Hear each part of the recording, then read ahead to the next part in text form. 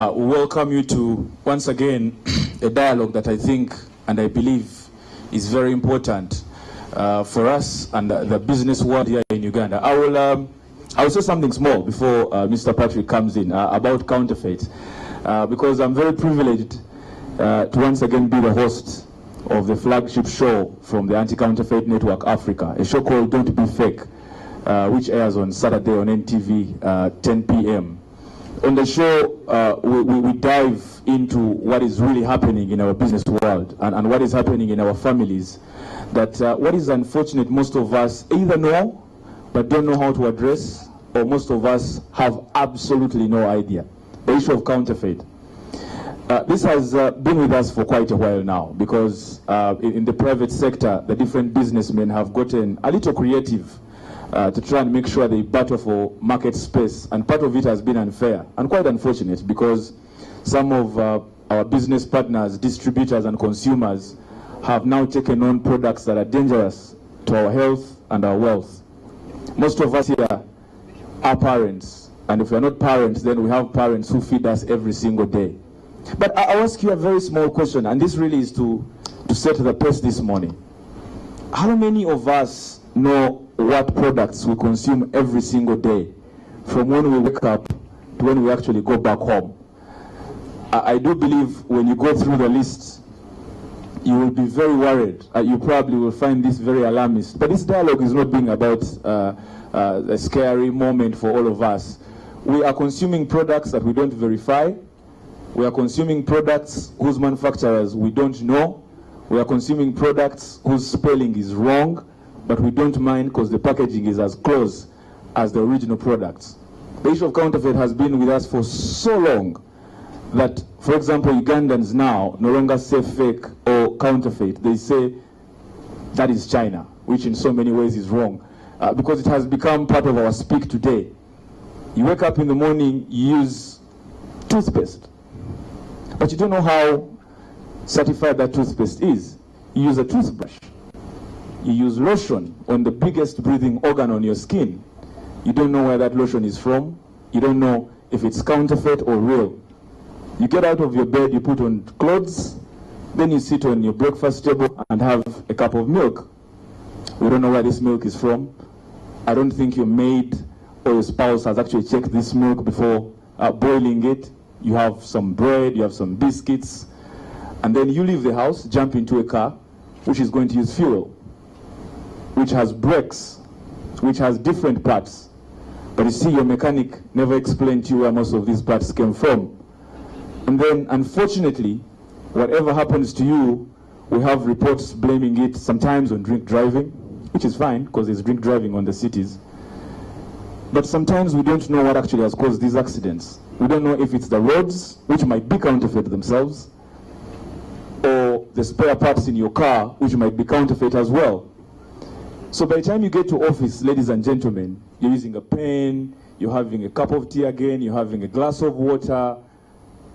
How many of the products have I so far mentioned that you use from morning that you actually are very sure are not fake? And probably the question I should ask, what is the impact? Because we don't know the impact of these products. Some of them are long term. So we sit here and think we are fine after taking milk for 10 years, but we don't know what is going to happen to us with time. Therefore, the dialogue this morning is so important, because at the Anti-Counterfeit Network Africa, we are very excited that for the first time, we get to have all the big decision makers in one room. We get to have the stakeholders, the folks who make decisions at the highest level for every company, seated with us. Because it all starts with us, really. It all starts with us, the CEOs, to make sure that products are produced right, they are distributed right, and the consumers are told which products to consume and not what to consume. So today is very important. We have members from different parts of society. But what's most important this morning, ladies and gentlemen, is that we are all consumers. All of us are consumers. If you don't take milk, you use tea leaves. If you don't eat meat, you eat chicken. If you don't drive a car, you use a boda.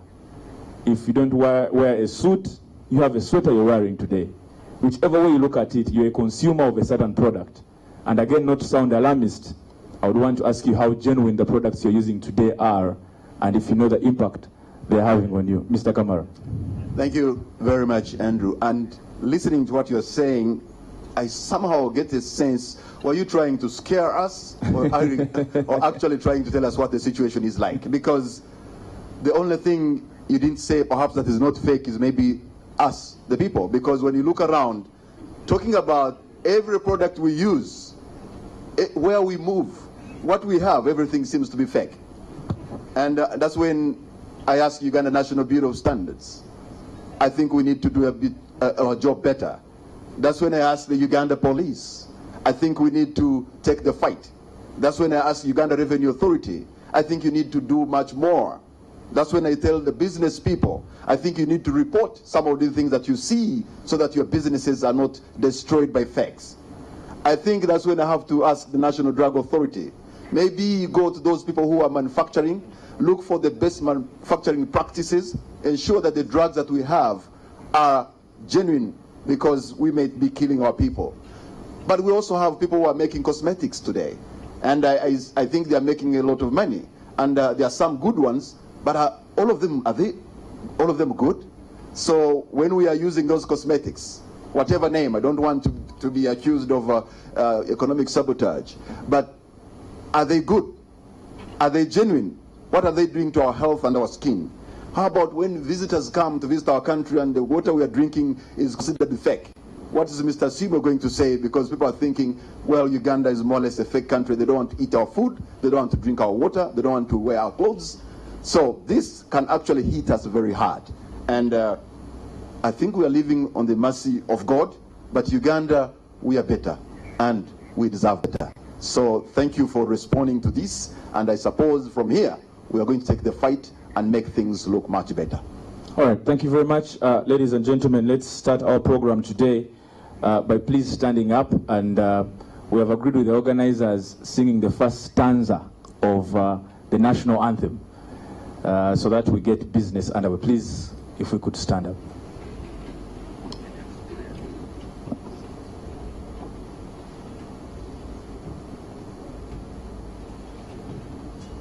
Okay. Oh, Uganda,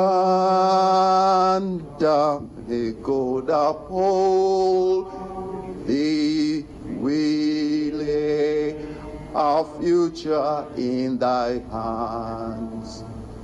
United, free for liberty, together we always stand. All right, thank you very much, ladies and gentlemen. I want to remind you that we are live on NTV, so it's really our pleasure, the Anti-Counterfeit Network Africa, to be broadcasting to the entire continent and let all the consumers and various stakeholders know the state of counterfeit, specifically in our region. This is the first stakeholders dialogue of its kind in Africa. So I think we should give that a big round of applause, ladies and gentlemen. Yeah, I'll ask for those rounds of applause once in a while, because I feel like some of us haven't really undertaken the magnitude of this meeting. We might not seem so many in here, but trust me, Africa, and more specifically East Africa's economy, is majorly run around some of the people who are seated in this room. So it's really a pleasure. Please join me in welcoming our panelists. Again, I want to thank our dear chief guest this morning, Honorable Justice Gadenya Paul, who is representing the Chief Justice. Thank you very, very much for joining us this morning. Thank you. So when I do that little pause, I'm asking for a hand clap. I hope we understand.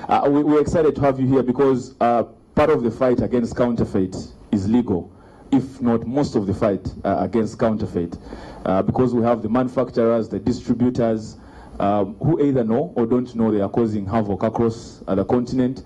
And we have a very big line of consumers who don't even know they have a right to go either to court after consuming some of these products. It's a topic I could discuss for the next 10 hours, because then I get emotional about it, having witnessed firsthand the side effects of counterfeit on so many people across this country.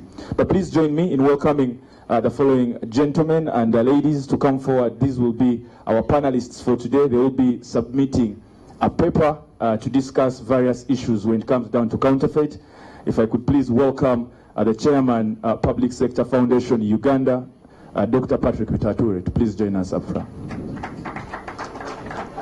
Our Private Sector Foundation, apologies. My apologies, sir. My apologies. How could I have said public? I think he wanted to promote you a little bit. Dr. Patrick Mutature, a pleasure having you, and thank you very much. Please take your seat. If I also could welcome from the Uganda Registration Services Bureau, Mr. Gilbert Agaba.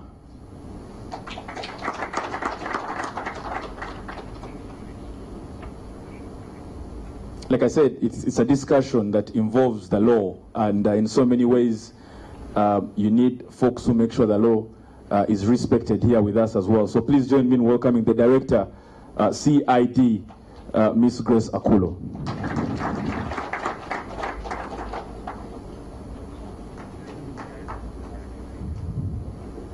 Thank you very much for joining us. The counterfeiters now know what we're talking about, right?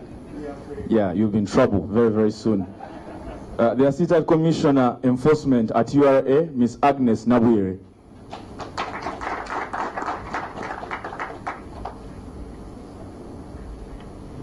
Thank you very much for joining us as well. Is Mr. Issa Sechito here yet? From Kasita, I think he's not with us yet, but he will be joining us very shortly. The traders are busiest in the morning, so.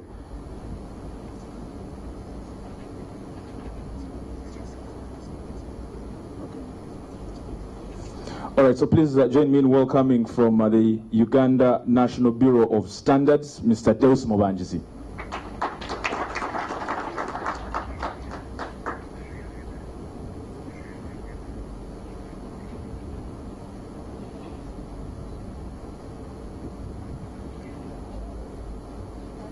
All right, there you go. Thank you very much. These are our panelists for this morning. I would also want at this moment to officially introduce the gentleman whose dream it was for us to fight counterfeit, the gentleman who makes sure the Anti-Counterfeit Network Africa is up and running, the gentleman who makes sure all the operations, coordinations, and resolutions will be put in place under the law. He's a practicing lawyer, also the Director, Legal and Corporate Affairs at SCN, which is the Anti-Counterfeit Network. Ladies and gentlemen, Mr. Fred Mwema. No, you don't get a chance to to come this side. At this moment, Mr. Kamara, I would want us to officially kick off. Okay, ladies and gentlemen, thank you very much for responding to the invitation to come and attend this dialogue. I also welcome our viewers who are joining us from across Uganda and beyond, because what we are engaging in is a very serious business. It affects our economy, it affects our health, and affects our creativity and innovations. And the sooner we get started in fighting, the better, because Uganda, like I said before, we're a better country and we deserve better. The panelists that were put together are men and women who understand the things like the back of their hand, and you who are here, we will be adding value to their discussions, so that here, maybe you can add to the policy proposals that can be made, so that Uganda can move on with a stronger economy, a healthy people, and a better business environment. Like I said earlier, before, each one of us maybe has suffered or two an issue of counterfeit. Mine was just a bag. Somebody could have taken maybe a drug. Somebody could have bought a fake cloth. Somebody could have used the fake cosmetics. So all the things will be analyzed today, and maybe the loopholes can be, the gaps can be closed, and UNBS, police, URA, the business community, NDA can always do their job, and us, the people of Uganda, can always report when we see something that is something clear to the original when it is not original. Please report, because these issues are legal and they can be prosecuted in court for those who are giving us counterfeit now. Counterfeit drugs and goods. Thank you very much. There are also counterfeit notes, by the way. Absolutely, absolutely. But you can hear our audio is very good this morning, so NTV has nothing to do with counterfeit. Ladies and gentlemen, I've not introduced everyone, every distinguished guest who has joined us in the room, but please allow me to introduce them as the program goes on this morning. Some of them will be speaking to us, and some of them will be introduced as the program goes on. But for now, to officially welcome everyone, please join me in welcoming the Director of Strategy at the Anti-Counterfeit Network Africa, Mr. Richard Kawesa.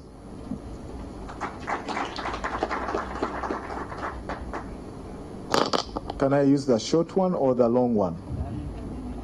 It's adjustable. No, the thing, the height is, I think I can join the short people there, I think. What do you think? Well, you can join, the short people have an advantage. If you remember Napoleon. All the great historicals were as tall as I and him. So, welcome everyone. We're so privileged, so privileged that we have the caliber of people in the building today. My name is Kawesa Richard, and my work is to think of ways on how to support the Anti-Counterfeit Network to achieve the objectives. And my reason why I'm here is just to basically give you some opening remarks before I invite one of our very key partners, NTV, the MD, to come and also say something. I'll also ask Mwami Badagawa, very briefly, to also say something. These are key strategic stakeholders before we invite our guest of honor, and then we move into this segment. Now, my remarks are about three things.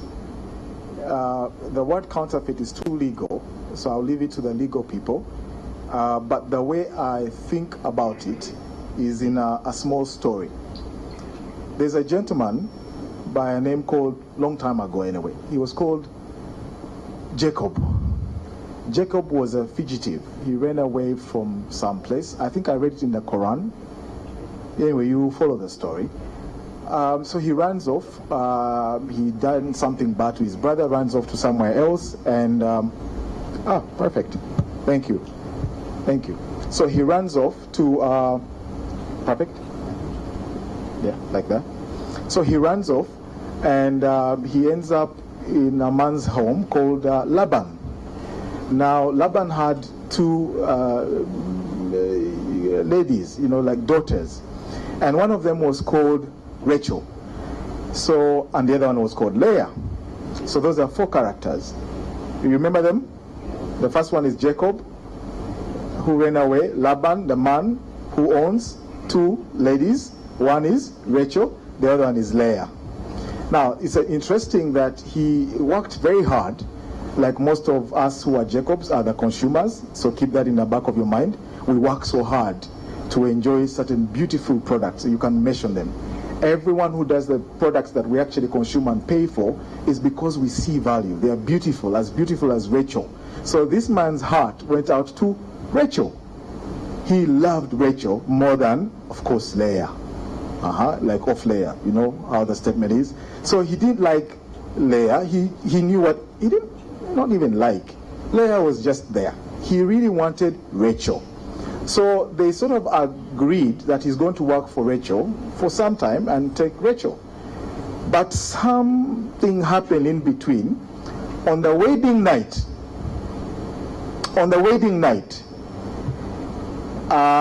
it turned out that it was actually Leah, and Jacob didn't know that it was Leah until the morning when he discovered that the love of his life wasn't the one in his first night of marriage.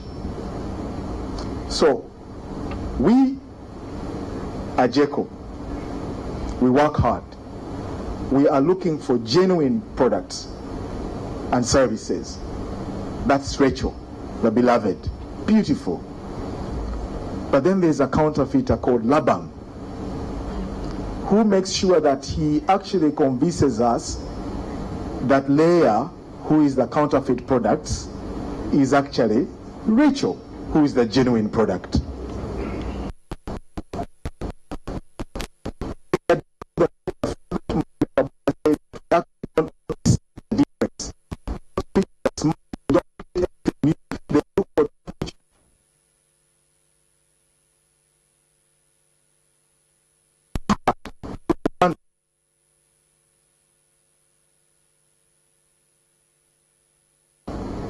So if I use that analogy, it allows you to understand beyond the legal language what a counterfeit is. Somebody takes advantage of what they know you are looking for and you worked hard for, and they gave you a fake. Unfortunately, of course, for Jacob, he got to know that the fake was a fake in the morning.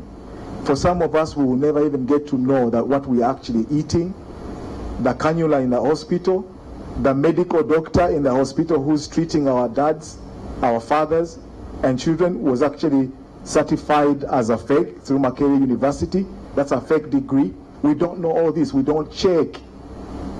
So we keep having layers, and there's no economy that can actually grow off layers.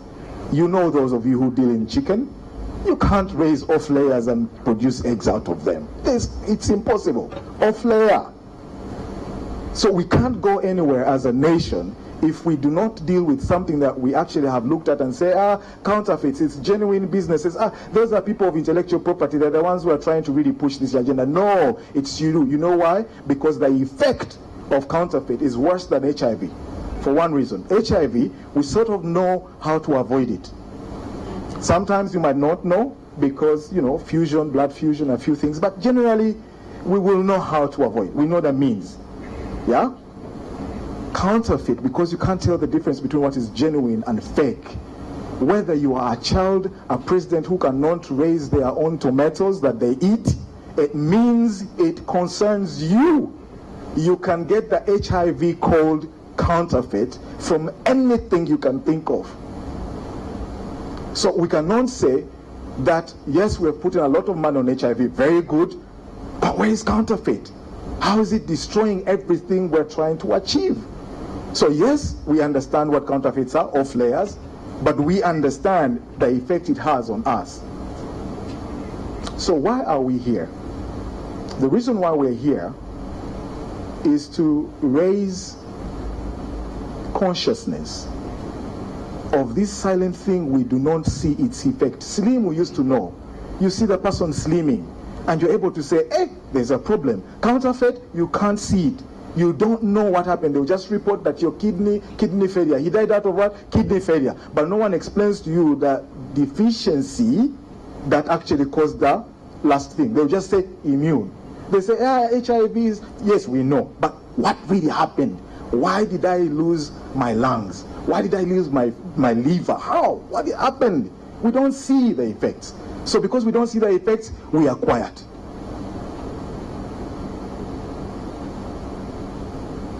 So we're here because we have a government of Uganda. We want the government of Uganda to comfort us, to tell those who actually know the evil, to say, we are actually behind this. And so I want to say so much thank you to the government of Uganda, represented by the powerful individuals that each one of you know, that actually managed to agree to come and say, we actually have a solution. Can we clap for them, kindly? I also want to say thank you so much to the Anti-Counterfeit Agency of Kenya. That is the authority. It's like the URA of Kenya that they established to fight counterfeits. And I'm sure the ED and Dr. Akoten will explain to us how Kenya is handling this in making sure they achieve their Big Four vision for Mwami Kenyatta. They've put counterfeit as the biggest #1 enemy to their development, and they will share with us what they are doing so we can be able to share. This is a dialogue. It's not accusing of anyone. We are trying to find solutions to the counterfeit problem. With those many, many words that I shouldn't have said, I want to invite Mr. Omolo. Thank you so much for listening to me. Thank you.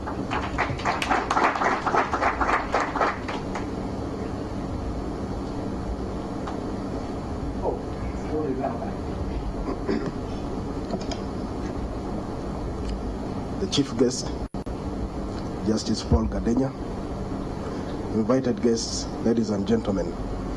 NTV Uganda is proud to be part of this dialogue. Together with the Anti-Counterfeit Network, we established a TV program that was meant to inform the people of Uganda, educate them, and empower them to be able to use goods and services that are not counterfeits. And today, I'm proud and happy to inform you that this is one of the highest viewed programs on NTV Uganda.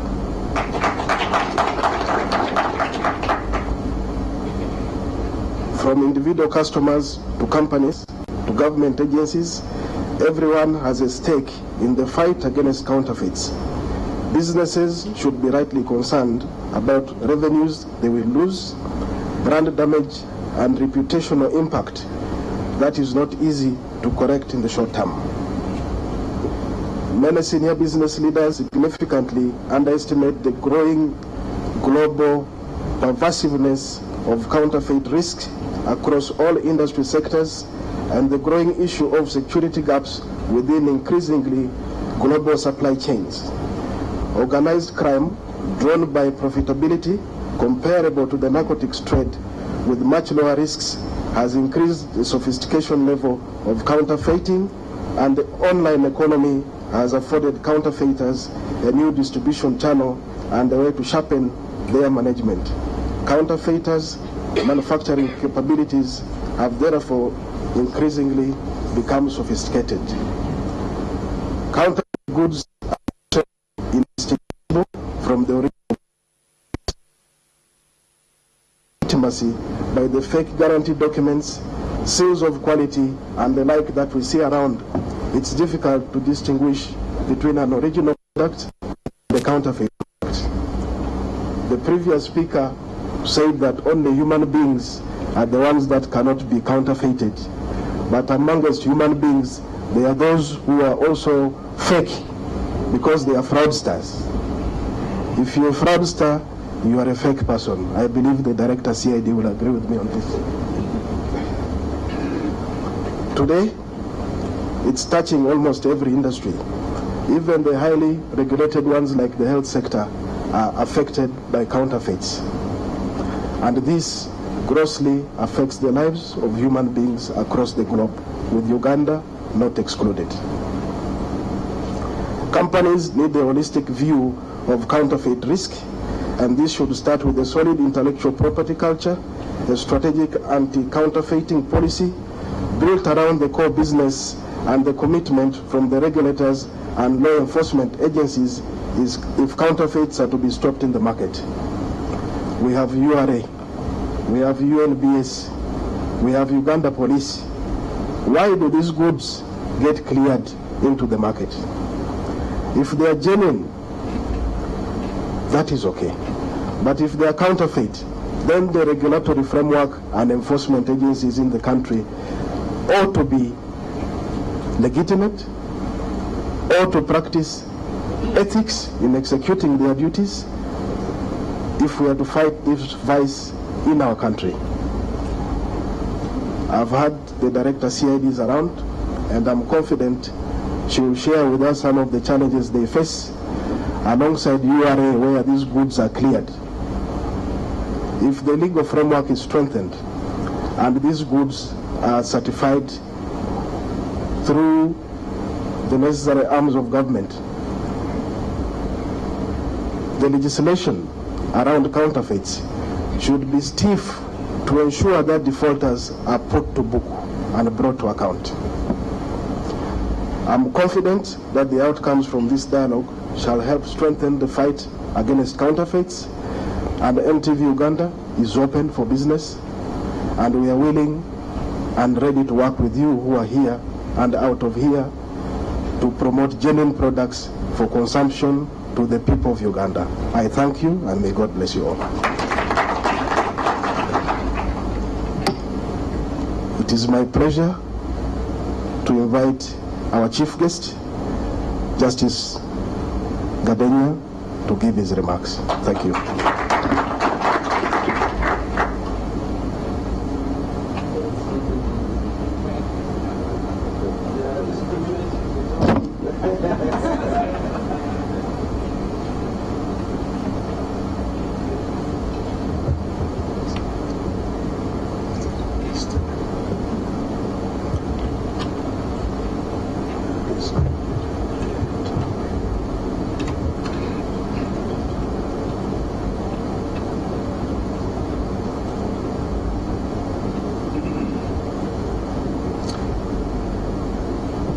We've noticed that protocol here is not a very serious business, but I want to recognize all of you in your distinctive capacities. I want to recognize our brothers from other countries within the region who have come. I see colleagues from Kenya. I'm told there are colleagues from Nigeria, if they are here, Ghana, and I see colleagues from the Development Partners Group. I am not the Chief Justice. The Chief Justice should have been here to speak to you at this very important event. However, Chief Justice had some very important work to do, so he particularly asked me to come and represent him. The Chief Justice has been a victim of counterfeit products. He's a cattle farmer, so he buys acaricides. He buys medicine to treat different kinds of diseases for cattle. And over time, he has lost a number of cattle because of counterfeit products on the market. So the problem of counterfeits is not the problem of the common man alone. It's a problem that affects all of us, high, low, middle, and everybody. So he asked me to come and tell you that he is fully committed to supporting the fight against counterfeits.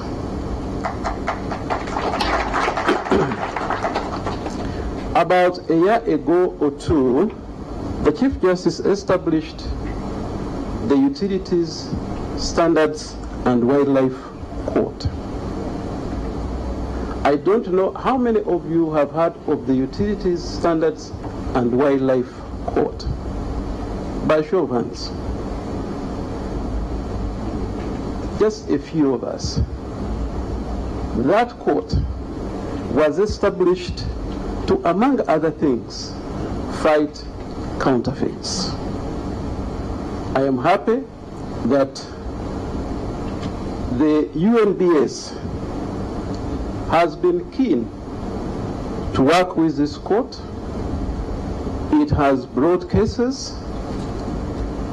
Many of them, I believe, have been successful.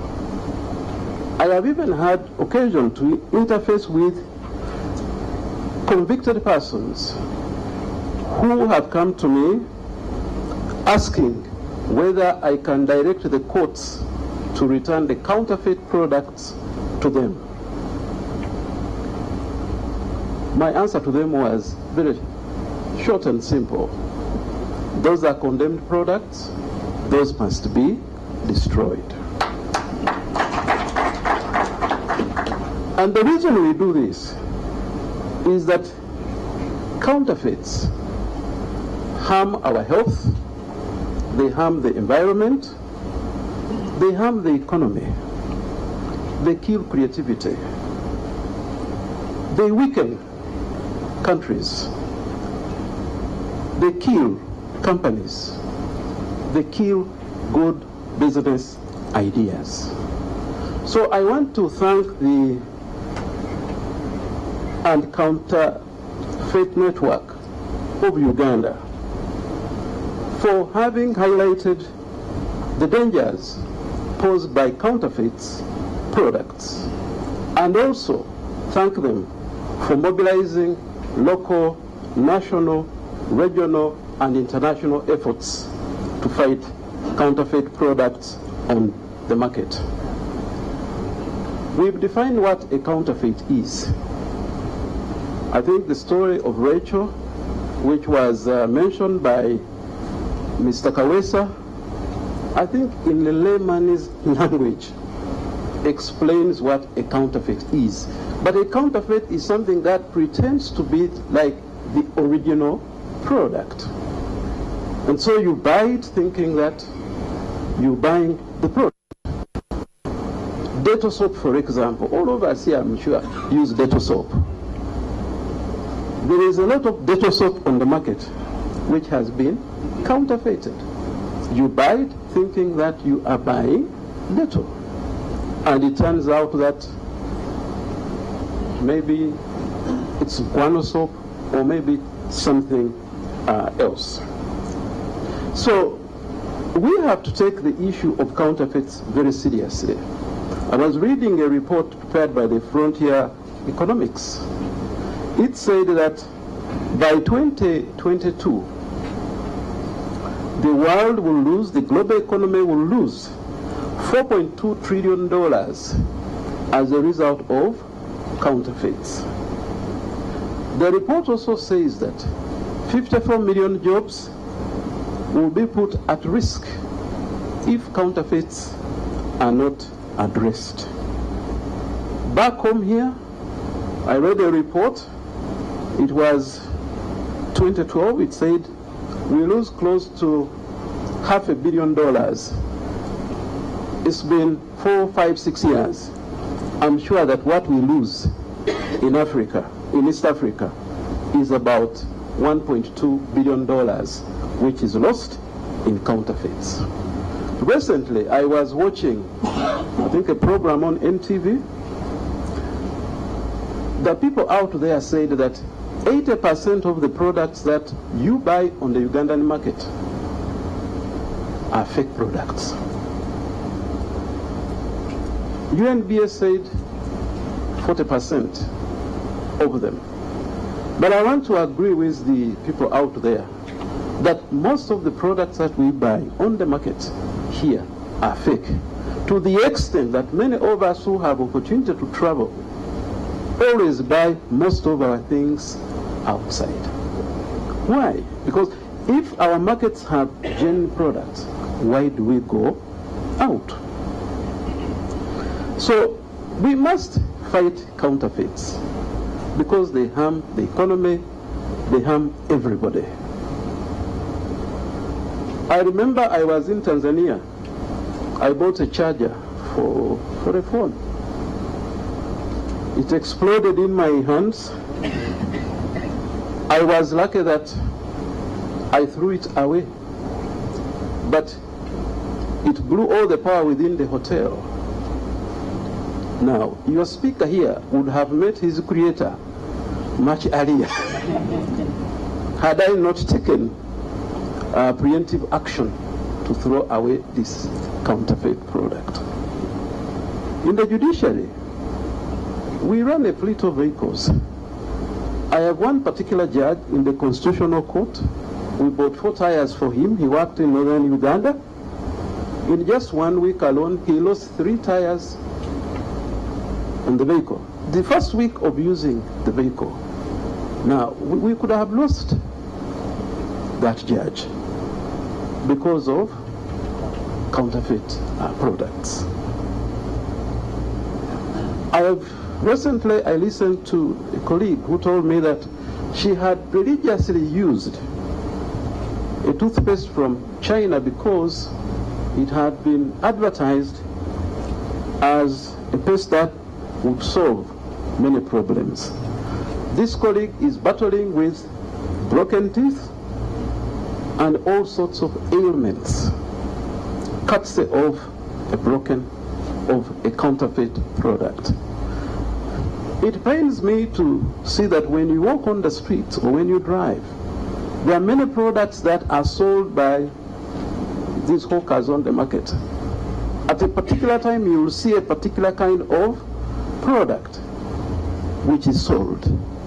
You buy them in your cars or your bodabodas and things like that, and when you get a problem, tell me, where will you trace this fellow?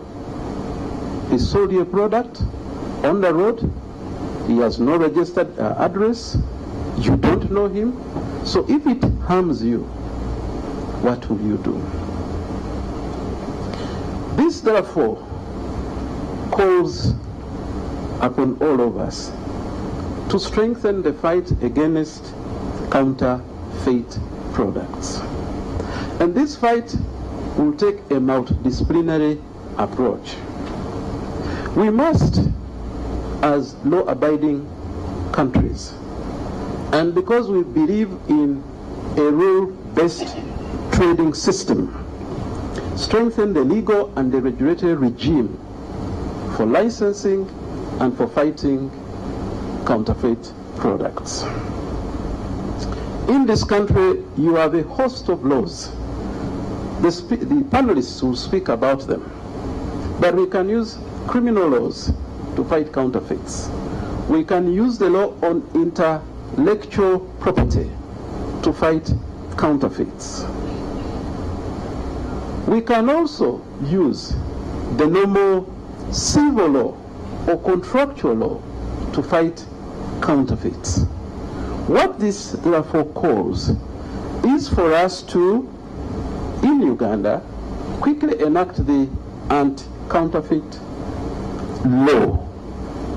It also calls us to put these laws in one piece of legislation, because we've noted that lack of access to justice, for example, is caused by having too many laws scattered in too many places. So it makes it very difficult for the police, for the other law enforcement agencies to put their efforts together. But when you put everything in one law, it is much easier to have attention and to pay focus to that law. We also need to enhance coordination among the agencies that fight counterfeits. And here I'm talking about the Uganda National Bureau of Standards, the Uganda Revenue Authority, we have the police, we have our colleagues, the Directorate of the Government Analytical Laboratory, you have the URSB, and a host of other agencies, including the courts. We need to work together so that we can synergize and fight these fellows off the market. We have established that court. It is at Buganda Road Court.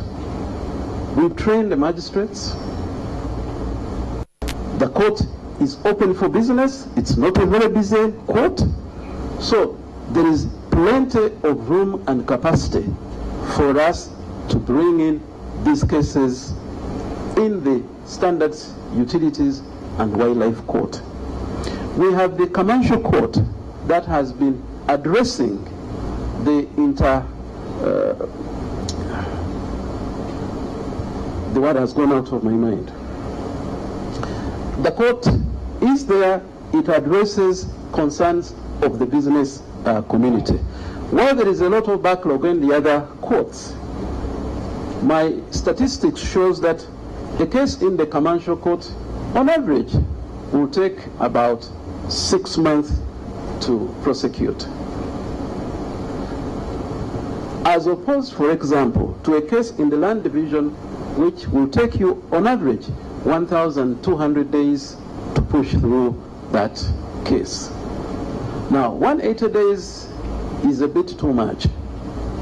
I want to appeal to the country that as we look for domestic and foreign investment, a good legal regime with a good enforcement mechanism is critical, is essential, and is one of the things an investor will look at if they want to invest in this country.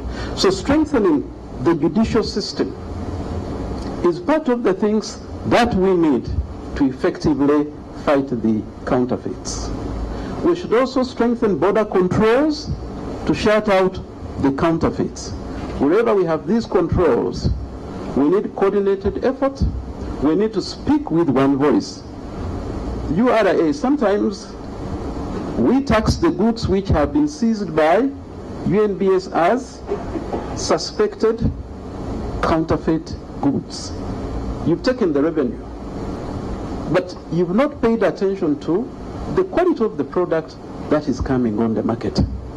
I think we must restrain ourselves from taking the revenue until we are satisfied that the goods that are coming on the market are fit for consumption. You are UNBS. You need to do a bit more than what you are doing. I am told there is only one laboratory in this country for checking products. Now, if 80% of our products are fake, surely one laboratory cannot help. Even the government analytical laboratory, I saw the director, he's seated right over there. His emphasis is mainly on criminal cases. He also has only one laboratory.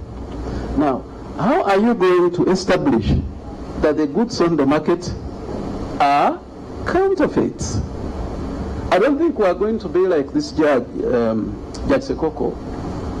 At that time, DNA equipment was not in this country. So he was faced with a paternity issue.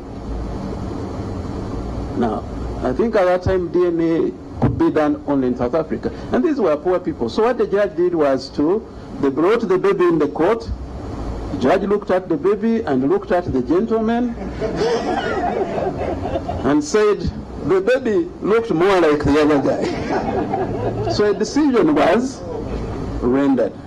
Now that is self-help, that's ingenuity, not so. But since you've said that counterfeiters are too smart, I think we need to be smarter than them. So I like to see these countries build the capacity of these laboratories so that they can help law enforcement agencies and the courts to get to the root of this matter. Enhancing awareness among consumers and stakeholders is particularly very important because you are always the last line of defense. If you have knowledge, you can take action not to consume the product. If you have knowledge, you can report a matter to the law enforcement agencies. You could choose to elect not to buy the product.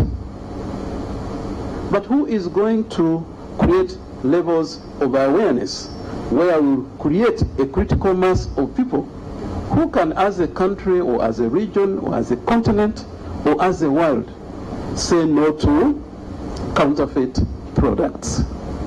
We need to join efforts, particularly people in the media. NTV, I thank you for this, the radios, the print, and others, where people have access to the media. Let's have this information provided to people as part of your corporate social responsibility. I am sure that if we make this information available to the people, some of them will pick the information. Others will make use of it. Others might want to take shortcuts by using cheap counterfeit products. But at least they would have had a choice to make an informed decision. I've already talked about enforcing the laws. We are not short of making laws. In most of the African countries, the challenge has been the deficit between the law and its implementation. So we make the laws very beautiful laws, put in very nice structures, but we do not empower the laws to work. We do not enforce them. I know Mr. Mubangizi normally tries. Sometimes I see him chasing people in Natete there, on TV. After a stressful day in court, so you put on TV news, and then you see him chasing, these people. I think Mr. Mubangizi must have better ways of chasing these people. If we can strengthen him, if we can empower him, I think it will help us in fighting these issues. So we also need to build the national capacity to destroy counterfeit goods. Many years ago, we had a case at Buganda Road Court. It involved batteries for radio. They came from China, but they were not really made from that country. I think it was kiwi. It was kiwi. It was kiwi. And so this chief magistrate, he passed on, went with the police and a few people. They put the products, I don't remember the area where they were, and they got fire and tried to destroy these products. Now that is not the best way of destroying some of these products that might have far-reaching consequences on the community. In a number of jurisdictions, the goods will be re-exported back to the country of origin. But where you have weak and porous borders and weak agencies, the goods could end up in these markets. I have just read of late of a story of fake sugar in Kenya. I think the Kenya refused it. I was told it had, in the spirit of the East African community, migrated to Uganda. Now, if this sugar had been re-exported, or if it had been destroyed, then we would not be having issues of finding out whether the sugar that we are consuming on the market is either the real sugar or the fake sugar. So if we can build the capacity of these countries to destroy these products in environmentally sound methods, then we will have done the public a big job. I am happy that the director for CID is here, because counterfeits is a criminal industry. You must look at counterfeits as crime, and you must upscale your definition to organized crime, because the people who make counterfeits, that's their business. This is organized crime. When you fight organized crime, you are basically dealing with syndicates, and you are not going to use investigative methods, many of them which are honed back in the 50s, in the 60s, in the 70s, 80s, 90s, and the 2000s to fight criminal offenses that are being perpetuated in the 21st and 22nd century. It just means that our levels of doing our work must be upscaled so that we are ahead of the criminals. If need be, the offenses for counterfeits should be doubled so that those who are caught are punished severely. I want to say in conclusion that counterfeit goods harm the population, the country, and the world at large, and therefore urgent and collective action is needed to combat them through strict and stringent enforcement of the law. Enforcement should, however, be reinforced by sensitizing the community, the stakeholders, policymakers, and others about the dangers posed by counterfeit products, so that each of us is the other's keeper. But ultimately, the most sustainable solution lies in denying markets to counterfeit goods, because if they can't sell, they can't make them. And also in raising the risk of dealing in counterfeit goods through tough and stringent punishments. With those few remarks, it's my honor and pleasure to officially declare the CEO's dialogue officially open. I thank you.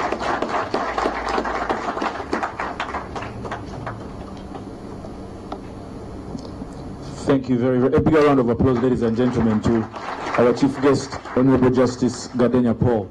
And thank you very much for joining us today. I think he's opened us to more reality in his opening speech. He talks about 54 million jobs. Can you imagine? I mean, we're living in a world where everyone is either creating or trying to find a job. So if 54 million is being affected by counterfeit, of course the counterfeiters will say others are also getting jobs in the counterfeit manufacturing, but surely it's exactly on the negative side of what we hope to have. And I think most of us have some deductions, most of us have some questions, have some reactions. Please let's be informed that later on, as the session goes on, we shall be moving the microphone around for whoever wants to ask a question or have a submission. But again, like I said from the beginning, we're not trying to be alarmist today, but we also must say the facts as they are. If we have one lab that is checking what is counterfeit or not, it means we have more than 6 out of 10 products on our shelves that is actually fake. I don't know if it's only me looking at it this way, but just how scary is it? You enter a supermarket and the possibility is that 6 out of the 10 products on the shelves are fake. So you're going to consume these, your family is going to consume these, which is one of the reasons we're having the first CEO structured dialogue on counterfeits. Ladies and gentlemen, please allow me to once again let you know that we are live on NTV as we are broadcasting to all the viewers as we jump into the submissions this morning. Our first submission will be from the chairman, private. I would say this right. Private Sector Foundation Uganda, Dr. Patrick Utatore, please. Maybe just before you start, to remind you, sir, that we are hoping each of the submissions is 10 minutes because we are live on television. Thank you very much.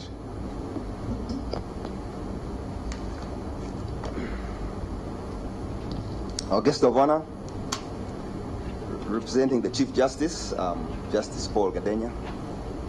Invited guests, ladies and gentlemen, all protocol observed. I'd probably like to begin with an anecdote which I was reminded when I walked here about counterfeits, or is it a cheap product or a counterfeit?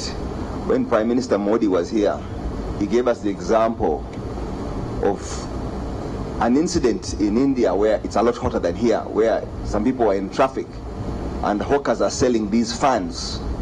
And somebody came up to his car, he was really feeling hot, so he asked for the hawker to sell him a fan.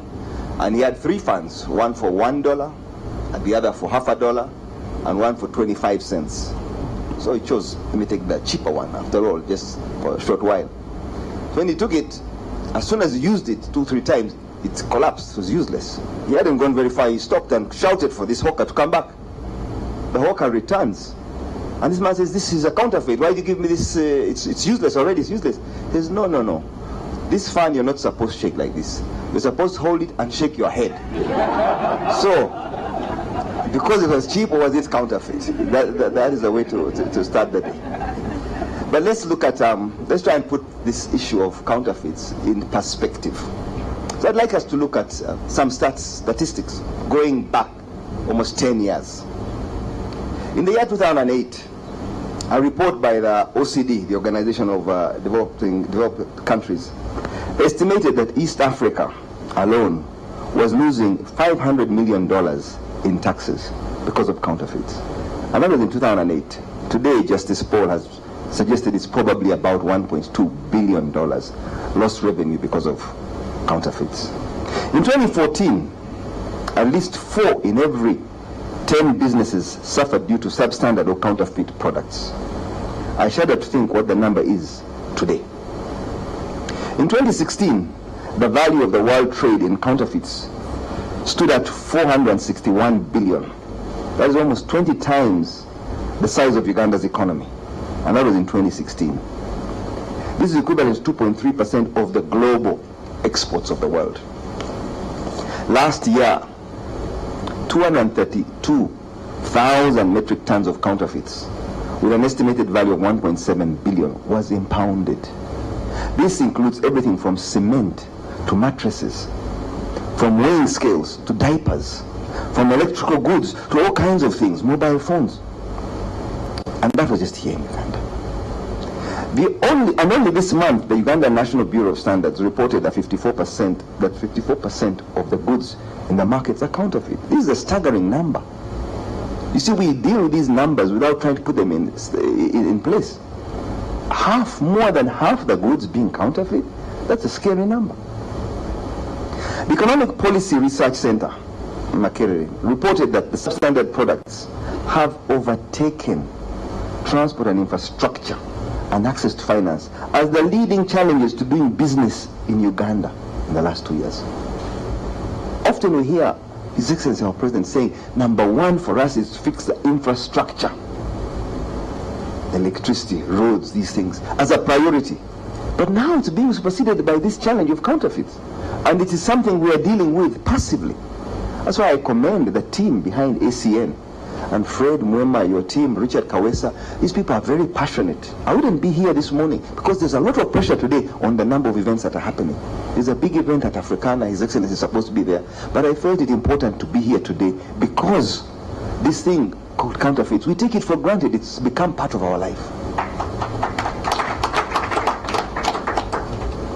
This EPCR report reported that a survey recently that the fertilizers and improved seeds on the market in Uganda, that 30% of these were deficient in nutrients or missing in some product.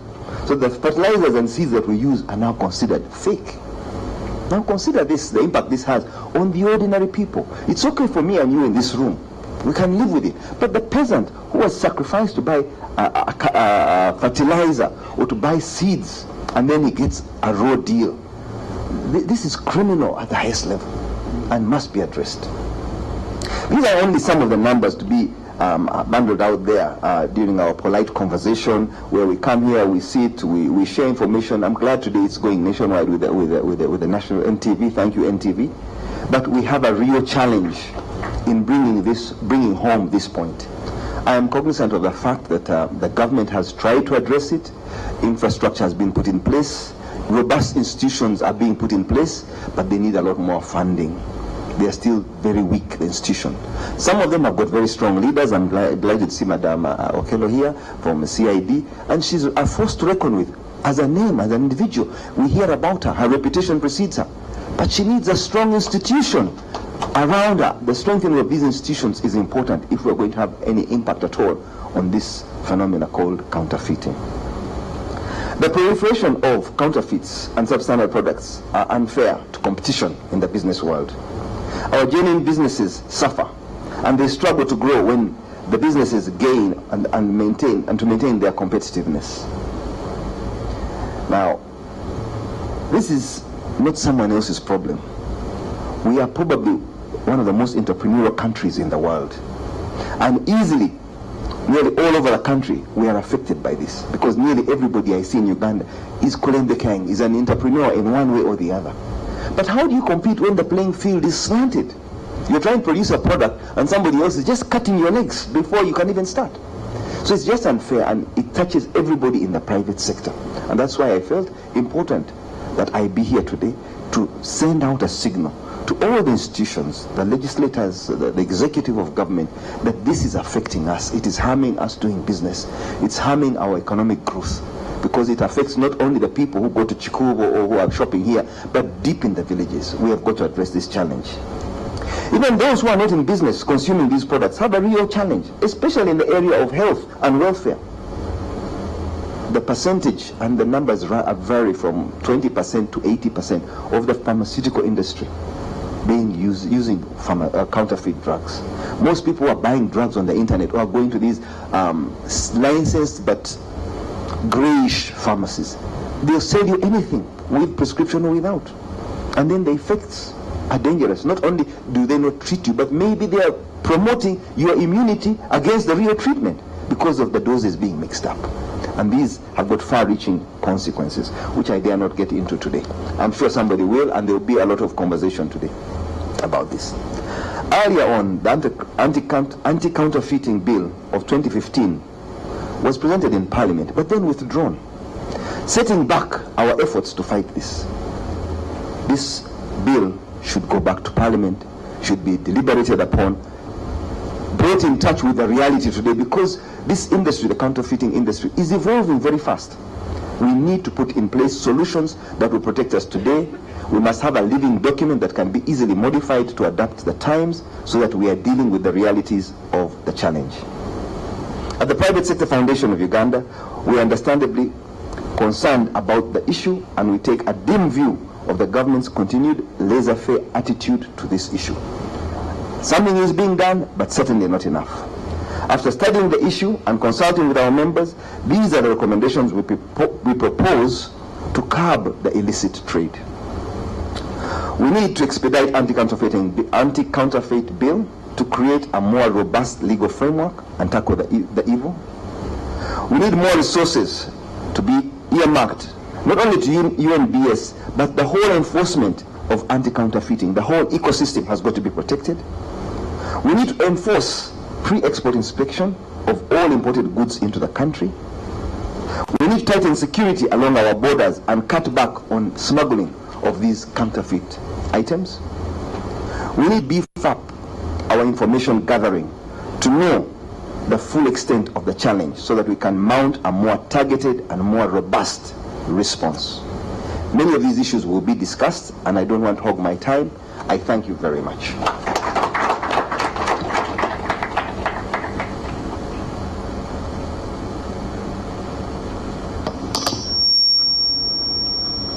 Give another round of applause to Dr. Witature. I can see the passion and the commitment in this hall to taking the gospel of fighting counterfeits. And I can see that all of us here are allies, but I suppose we are not sitting here and making sense to ourselves. We need to make sense to many people across Uganda and across Africa to understand what the problem is. Before I call somebody to respond, I'll give an example of the buildings which we are building right now. 2007, I go to a hospital, I think was built in 1914. And it looks very intact, looks beautiful. But because we are, because we are having a conference that we were supposed to host in 27, so they went and built another building within a hospital so that it can maybe house the VIPs. But believe you me, if you look at the building that was built in 1914 and compare that one with one built in 2007, you can see the one of 2007 today it's crumbling. How? Why? How is it that we are not doing things better, yet we have moved on 100 years? So what's going on? Probably we're using fake products, or even our skills are fake. And that is very dangerous. And probably we have children or grandchildren. Nowadays I see parents buying formula milk or infant food, which is locally made. Yes, thank you very much. There's local ingenuity in Uganda. But have we found out what our babies are consuming from those supermarkets? What are we exposing them to? I think now that we are allies, now that we have converted to the gospel of fighting counterfeits, we need to take this fight seriously and everywhere. And I'm happy to know that Uganda is not alone, because we have allies in Kenya, in Nigeria, in South Africa, because this concerns them. Ladies and gentlemen, allow me to invite a plenary response from the counterfeit agents of Kenya. The executive director is here, Mr. Haleke Elema.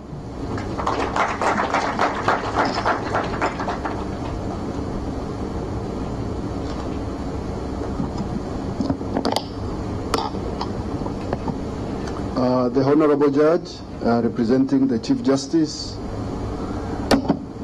distinguished delegates and panelists, all protocols observed, good morning. Let me take this opportunity to probably offer some response and rejoinder in what has been discussed so far, and in a way be part of this important dialogue. And begin by saying that the solution of a problem begins when we recognize and accept that we have a problem. And I think this morning, from where I've sat and from where I sit, I see we all recognize that there is a problem. And I see that we all accept that we have a problem. And this problem is not unique in Uganda. I must confess that even from the presentations which have been given to us, it is evident that this is a global problem. However, we must be able to develop local solutions to address the problems in our hand and at our level. Having said that, I just want to share a short story about my experience, in the fight against counterfeiting generally and against illicit trade. That while on this task, one time, I met a business person at the port of Mombasa, and I engaged with him, and I said, why are you bringing what you see is not globally acceptable in terms of standard, and it doesn't seem to meet, the global standards. And this business person told me that the standard for Africans is different from the standards of the West. And I went and asked again, are the Westerners human beings? Do they have everything I have and everything Africans have? And he said, yes, but we are more resilient. Now, I think what we must realize is that we are human beings on the globe, and we deserve the same standard because we are all the same. And I like the previous speaker who said that Uganda is good and Uganda deserves better and good products. So let me associate myself with all the previous speakers, particularly the comments they have raised, and in particular the address by the representative of the Chief Justice, the Honorable Judge. And I keenly followed, and all discussions, subsequently. I really don't want to add anything more than just to say, while the discussion today is about the problem of counterfeiting and counterfeit products, but from our own experience, because we are here to share experiences in our own situation, what we've realized is that you cannot be able to fight counterfeiting as one form of illicit trade in isolation. If you are willing and ready to go on this journey, you have to prepare yourself to fight across all forms of illicit trade. For example, most commonly than not, you realize substandard goods are commonly counterfeit goods. So you cannot be able to talk about counterfeiting, yet you are not going to talk about substandard. This is important. Again, you cannot be able to fight counterfeiting if you are not going to deal with the big elephant in the room, which I have not heard so far mentioned, which is corruption, the public corruption. Because the question we've asked ourselves here is, how and why do these goods come through our borders? I realize there is substantial amount of counterfeits which are manufactured in my own country, but a huge percentage of what we consume in my country is imported, and they come through designated borders. I'm not losing sight that we have the porous borders. They are smuggling, but the huge percentage of what we bring or what we use come through the borders, through the seaports, through the airports, through the land borders. Now, what drives these products and these products to access our market is corruption. And that is what we must address, in addition to the other measures we've spoken to. Now, the other thing I just want to reaffirm, and I agree with the representative from the private sector, that from our own experience, fighting counterfeit requires great partnership between private and public sector. Because we've said that the impact cuts across, whether public or private. And in our own situation, private sector have been the main engine, catalyst in the fight against illicit trade and the fight against counterfeiting. Now, our own story, as it is today, is that we have the anti-counterfeiting agency, which was established about 8 years ago. We are a small institution of about 80 members of staff. And work we began in earnest. Immediately we had the anti-counterfeit law in place, and certainly the capacity has not been big enough to be able to address the challenges we had. So the anti-counterfeiting agency has been doing the best it can, of course within the limitations and the constraints we would have as a government entity. And government has been following this closely, and of course the public has been following this closely. And in the last few months, His Excellency the President of Kenya, Honorable Uhuru Kenyatta, decided that in his last term of governance, he has to deal with a few issues. And one of the issues, of course, the big one is corruption, but the second one is illicit trade, where counterfeiting falls. And because no institution can be able to have all the capacities required, he decided and directed that a multi-agency enforcement framework be established, coordinated from his own office. Here, the panelists before us, as I see the Director of Criminal Investigation, I've had somebody from the Standard Bureau, the Uganda Revenue Authority, amongst others. These are the players in our case which formed the multi-agency framework.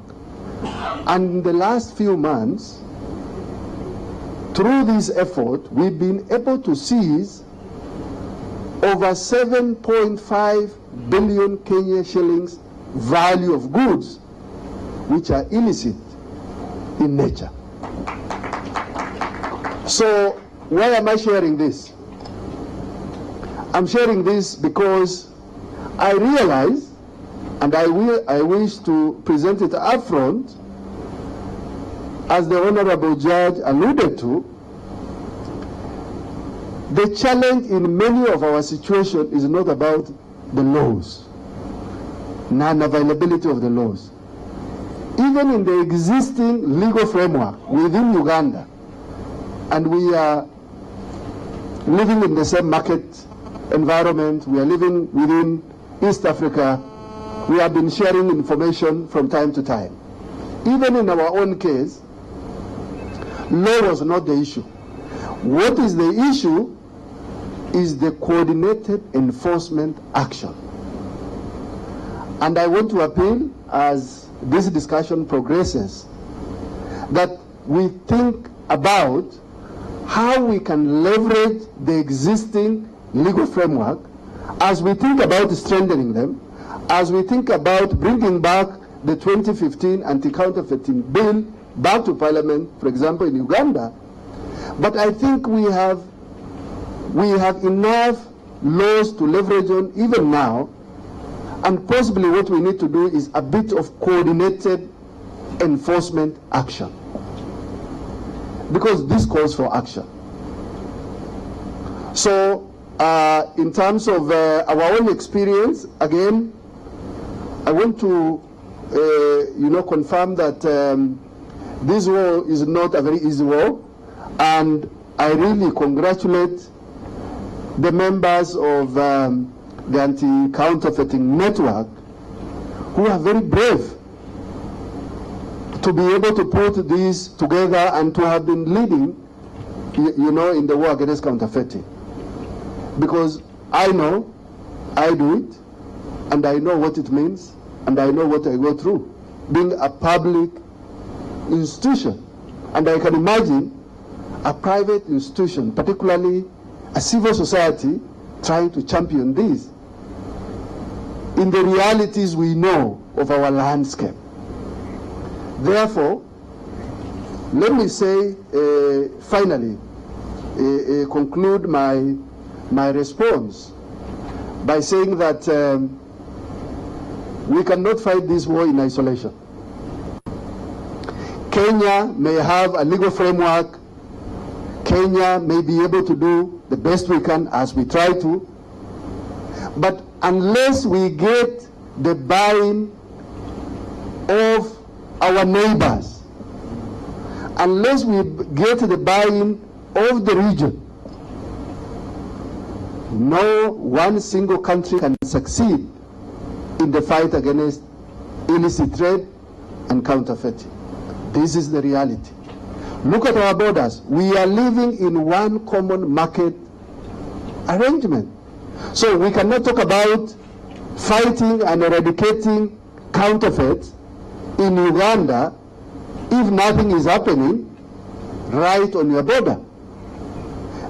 And we've seen situations where goods are destined for Uganda don't actually reach Uganda. They come sometimes almost to the border, and the next thing you see is that the goods are offloaded in the Kenyan market. And I know it happens the same, for Uganda.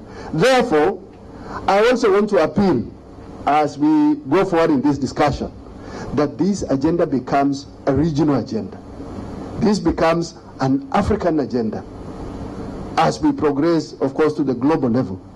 Because the reality is that the fight against counterfeiting, the fight against illicit trade, cannot be won by one single entity, not at national level, not at regional level, not at global level. It must take a concerted effort for us to realize the objective of why we should be fighting counterfeiting.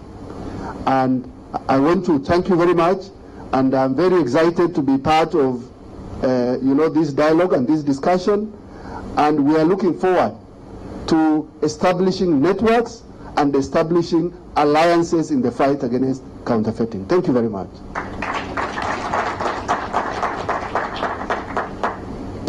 Thank you very much. I think we should clap slightly harder than that, ladies and gentlemen.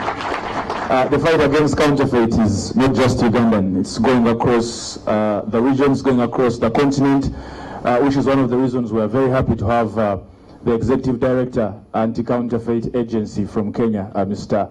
Halake Elema. Thank you very much for coming, and thank you very much for speaking to us. You realize we've made a small tactical change for our panelists up front. Our chairman, Dr. Patrick Witature, has left, but of course we are very excited to have the Executive Director, Mr. Gideon Badagawa from the PSFU, join us up front. Thank you very much as well. As we were speaking, the discussions were coming in. I picked up one important issue, and one of those is as well from our chief guest today. Consumer behavior is definitely one of the most important ways we're going to fight counterfeit. And the best way to have consumer behavior change is by working on awareness. People don't know. People don't know. Some people just believe when you enter anywhere in a supermarket, you buy a product, that should be the product. But people just don't know that some of these products are fake. They don't take off time to actually look at the packaging of these products, which is one of the reasons the Anti-Counterfeit Network Africa fronted the Don't Be Fake TV show, to spread as much message as we can to the public out there. And we do hope everyone knows a thing or two about counterfeit. Because for those of you who closely follow life in Uganda, you realize that even us, the corporates, the CEOs who are here, who don't specifically go to these markets to buy food for our families, once in a while we have the helper back home or the maid who gets some money, gives it to a border rider, telling him to go and get you 5 kilograms of meat for the house. So you're busy in your office, you're fighting counterfeit your own way, but back home, the maid sent a border man to go and get you meat that you will feed at dinner. We all don't know where this meat is coming from. We all don't know how this meat has been preserved. We all don't know what has been added to this meat. Recently, we had big newspaper headlines suggesting we had additives on our meat and chicken and milk. So that is how big the problem is. We are here talking counterfeit, but at home, the maid has sent a border man to prepare you a meal tonight. So consumer behavior is very important, and I think we should pass on the message to everyone within our families. Please join me in thanking our sponsors tonight, ladies and gentlemen, folks who have made sure this event is successful. We have EcoBank, and we have the Executive Director, Annette Hugu, here with us. Thank you very much for joining us this morning. We have StarTimes. We have, again, like I said, that little pause is to allow us clap, which I'm making sure we do. The Uganda Tourism Board, the Private Sector Foundation Uganda, Vivo Energy, we have Crestform as well. So as we move on, I'll be introducing more of the distinguished guests, ladies and gentlemen. Let me quickly invite our next panelist to give us a submission. Like I said, we're live on television, so please, I do remind you once again not to cut short your submission, but to remember that we are working within 10 minutes. From the Uganda Registration Services Bureau, we are lucky this morning to be joined by Mr. Gilbert Agaba. Please. Thank you, MC. Our chief guest, my Lord Paul Gadenya, all participants, protocol observed. I would like to start by thanking SCN for arranging this activity. I think we associate with the objectives of an activity like this, and we'll keep supporting you to ensure that we deal with this problem of counterfeits. I'm from, thank you. I'm from Uganda Registration Services Bureau. Most of you most likely know about us for registration of businesses or marriages, and recently must have heard about us in respect with the administration of Uganda Telecom, because we have also that mandate as the official receiver. So we deal with issues of liquidation and administration of enterprises that are struggling. We are also the National Intellectual Property Office, and that's how we are involved in this issue of counterfeiting. We are not involved in counterfeiting, but anti-counterfeiting. So we administer the laws that provide for protection of intellectual property rights. When I talk about intellectual property rights, obviously the first thing that people think of is this is a complicated subject that I have nothing to do with. But actually, each and every one of us is either creating or consuming intellectual property every single day in one form or the other. And the intellectual property that we're dealing with when we're talking about counterfeiting is called trademarks. All of you have water on your tables. There is a name that identifies that water. That is a trademark.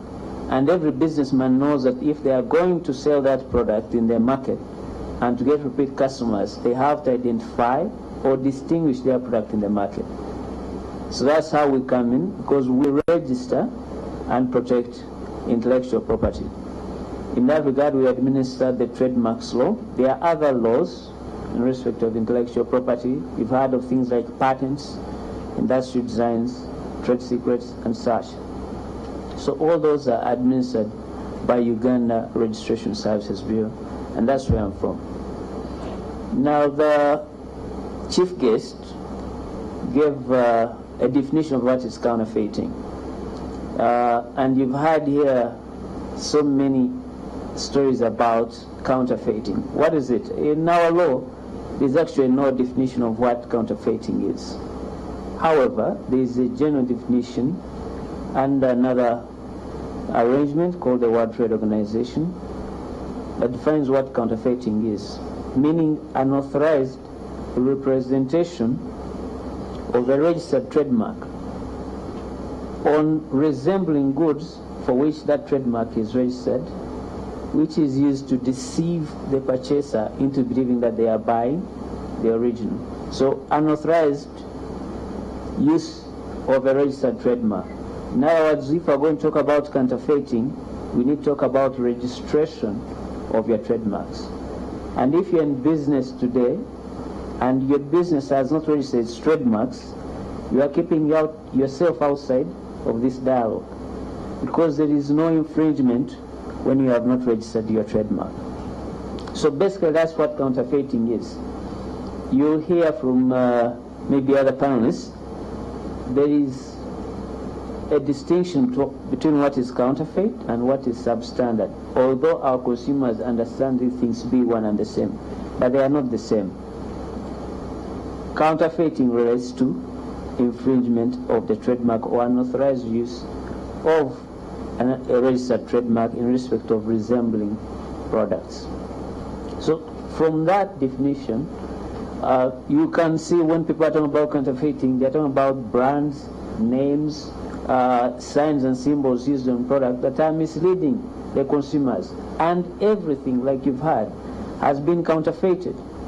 Everything. You even heard today there is even counterfeit roads. I've not heard of that, but this is what is happening. Everything. You talk about fast goods, you talk about car parts, aircraft parts, clothes, prescription medicines, agricultural inputs, everything can be counterfeited and has been counterfeited. Already the first panelist has shared with you the statistics. They are a bit elusive because no one has taken the initiative to determine how far this problem goes, but we all know that it's a growing problem. We appreciate, because if I ask each and every one of us here, you will tell us a story of counterfeiting that you have suffered, or your family member or your friend has suffered. So we know it's a growing problem, and we know the consequences of this problem. The problem affects consumers or the general society, it affects the government, it affects specifically and especially the business people. For consumers, we lose value. You had the chief guest referred to when they bought 3 tires for a vehicle, and in 1 week they are worn out. That is loss of value. You expect your tire to take you for maybe 6 months or a year, and it takes you mere 7 days. You invested your money, you lose. As a consumer, you are deceived into buying things that you didn't want or intended to buy. And sometimes these products can have public health and safety issues. If you buy a brake, for example, a car brake, that's counterfeit, the chances are that that product will lead to an accident. Obviously, they will say someone was, running fast or something like that, but he tried to stop. They couldn't. As consumers, we all suffer, and as you heard, it does not discriminate. It doesn't matter where you are. Whether you are high or low, this problem affects us all, and we have to deal with it. So there's no doubt about the effects of counterfeiting. For the government, there is a loss of revenue, obviously, because counterfeiting is most usually a part of illicit businesses, smugglers and such. We lose revenue because these people do not want to join the formal systems of trade. You are not going to find them dealing with URA. You are not going to find them in the formal systems that we have established. So we are losing money, these counterfeiters. For the government, obviously, we are wasting resources chasing these people up and down, whether it would be reallocating those resources to other useful purposes. But we have to invest in ensuring that we deal with this problem. For the government, there is a problem, and I believe the director is going to mention, of organized crime, which is funded by these businesses. Recently, we were in a downtown trying to carry out an operation, and we had gone with about 50 police officers to deal with the problem. In 15 minutes, we don't know how it happened, but over 1,000 characters of all manner of attitude showed up. Where did these people come from? How were they organized in less than 15 minutes? So it's a problem. In organized crime, it's, some people think when you talk about organized crime, they'll think of, cross-border and transnational criminals. But they exist here in our market. So it's a problem that we have to deal with. As for the businesses, obviously they know what happens.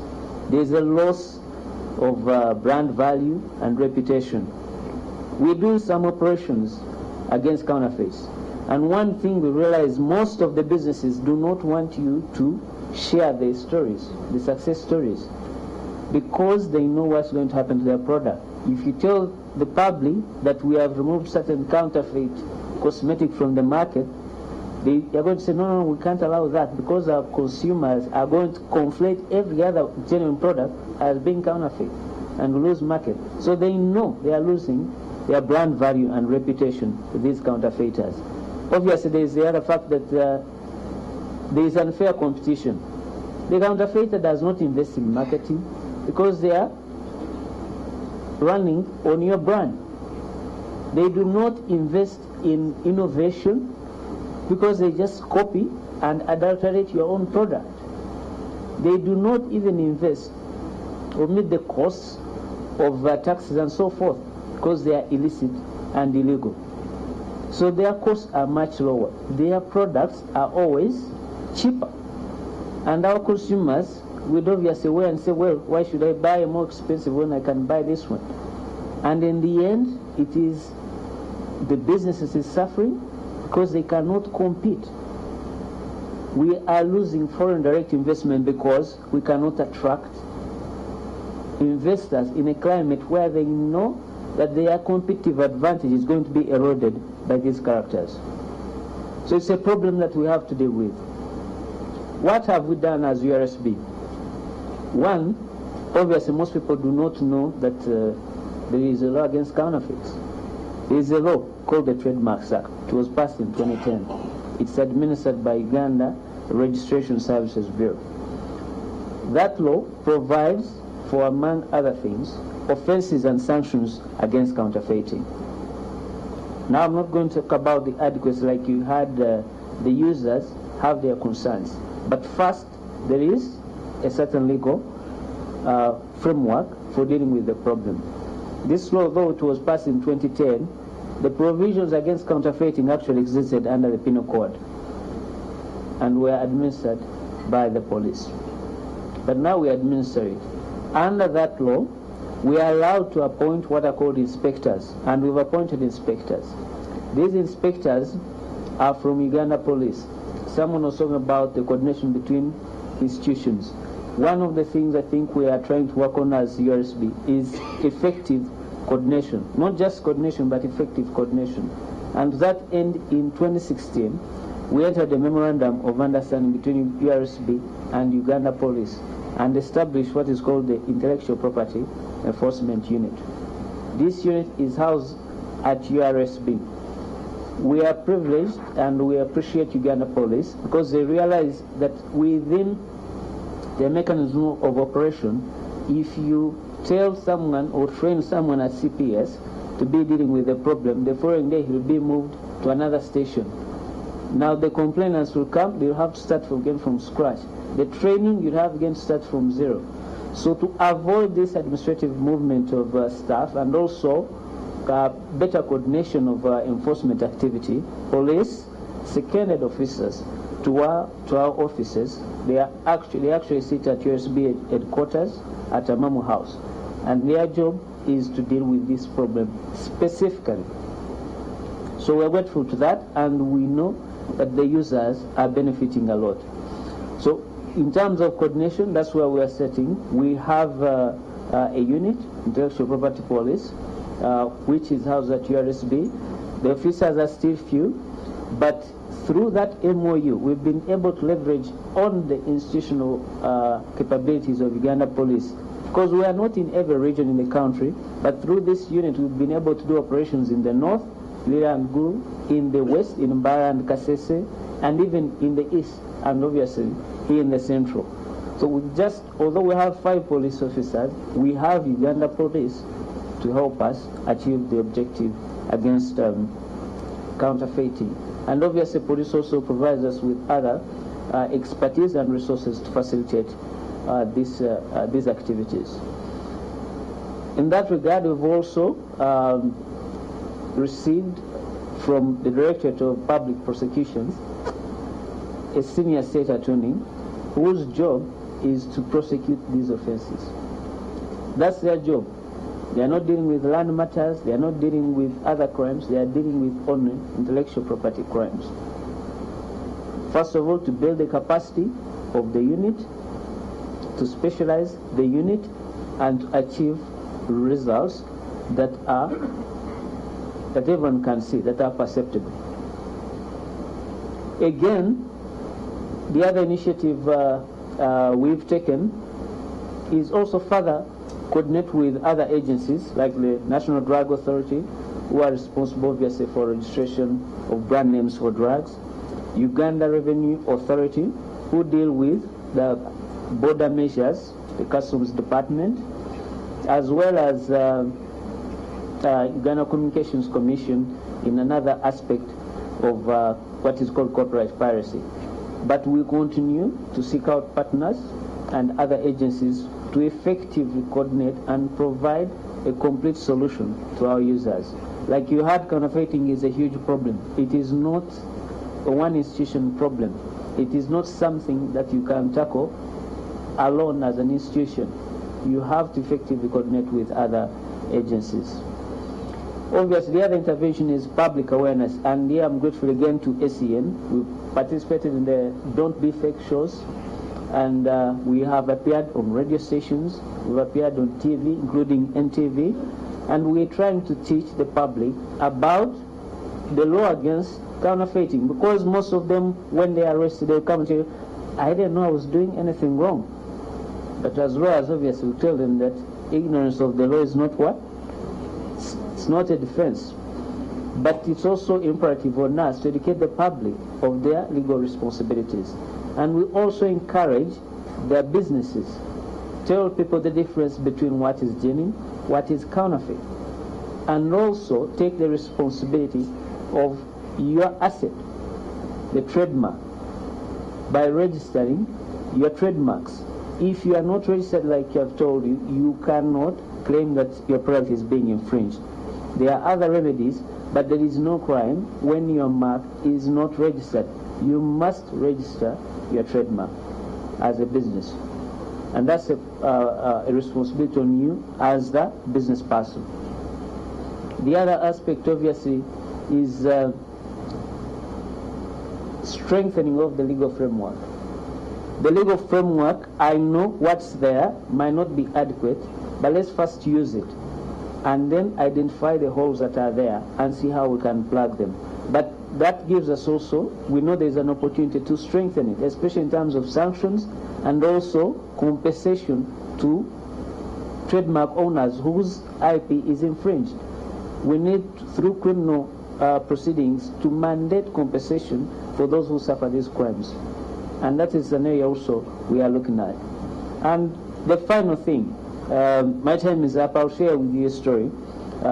In the operations we've undertaken, we've actually undertaken since April last year, we've undertaken over 50 operations against this problem.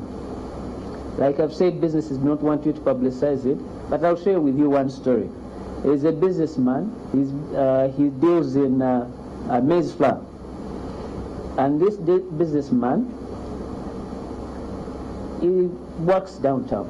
You see him, you might not think in his strategy he has an aspect of intellectual property. But he actually had thought of this. He had registered his trademark, and someone else was infringing. He was copying his mark and selling his product. And consumers started calling him that, you know, your product, what has happened? The quantity is wrong, the ingredients are wrong, and even accessing them is a bit clandestine. People show up and, you know, what is happening? So when he went to check, someone else had been infringing on his mark for maize flour. He didn't know where to start from. Fortunately, because we have NTV running some of our adverts, he came to our office. He reached there and told us he was having this problem. He doesn't know who's producing the maize flour. He said he was going to invest the resources he had to find this person. But the first information intelligence we got was in Gulu. There was a truck carrying his product going to South Sudan. He called our office on a Saturday. So we stretch. He called our office on a Saturday. We coordinated with Uganda Police, like I said, in Gulu, and they took hold of this truck. And they also got the culprits. He came to our office to appreciate, because he didn't know that there was a solution like this. And also, he didn't know how he was going to coordinate all these police officers. He did not. I know the speaker also spoke about corruption. Yes, it's a problem, but we ensured, and that was his appreciation, that he did not have to bribe anyone. He did not have to persuade someone in any other manner. He came and made his complaint, the Registrar General, and we dealt with the problem. And he's a happy man. His sales are increasing, and it's an immediate effect. You see your sales go up because we have dealt with the problem. And that's the story that we want every businessman to share with us. That if there was a problem like this, URSB intervened and they dealt with the problem and solved it. Thank you.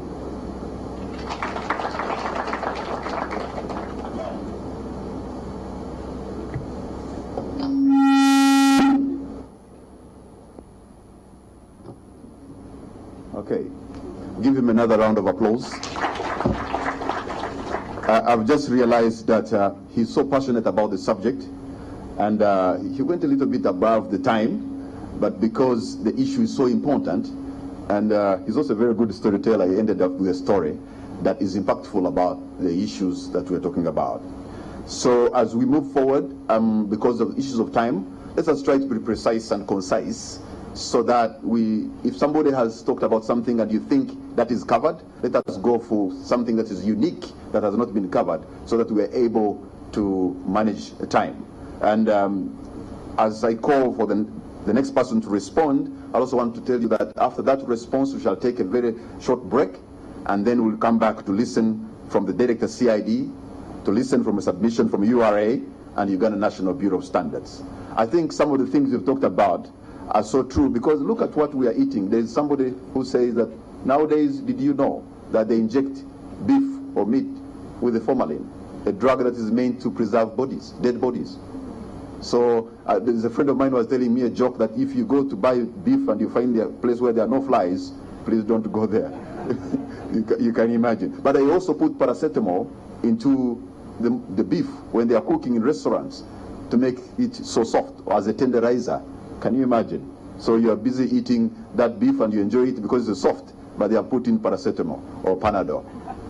Can you imagine? That also, the people who are selling to us in the pharmacies, sometimes you go there and you want to get drugs, and they're asking you, I give you how much? As if you're buying peanuts, granuts. So things can be very funny. Let me invite our next person to respond from the audience, and his name is Solomon Oyebode from Clapper House, Tanzania. This name sounds Nigerian, but he is from Tanzania. Welcome, Mr. Oyebode, sir.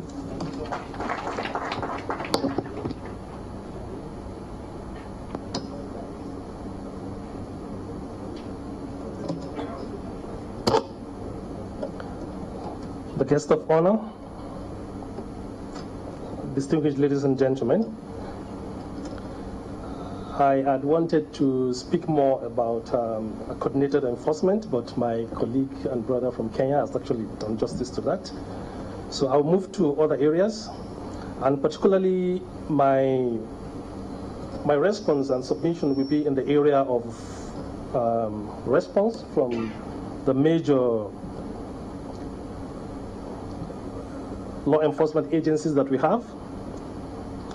One of the issues, Clapper House is a brand protection agency. We represent quite a number of multinational companies and international brands across different countries in Africa. Particularly, I will zero down on Uganda and probably by extension Africa. One of the challenges we have at brand protection, because we are the go-between agency between the manufacturers, the brand owners, and the law enforcement.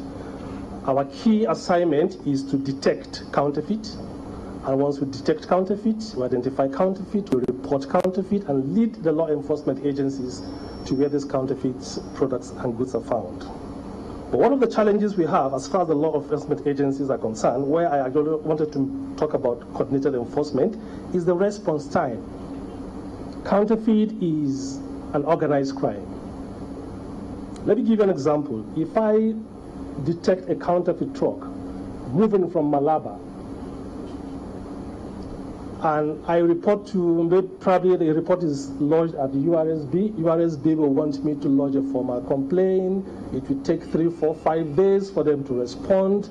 But I can assure you, if you do not act within an hour, the container arrives Chikubu Market, it is offloaded. So between an hour and 2, it is completely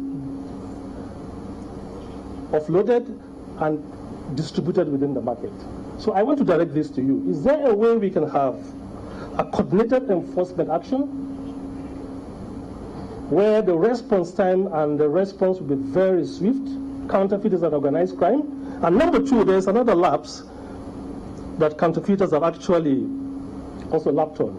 Most of these agencies do not work on the weekends.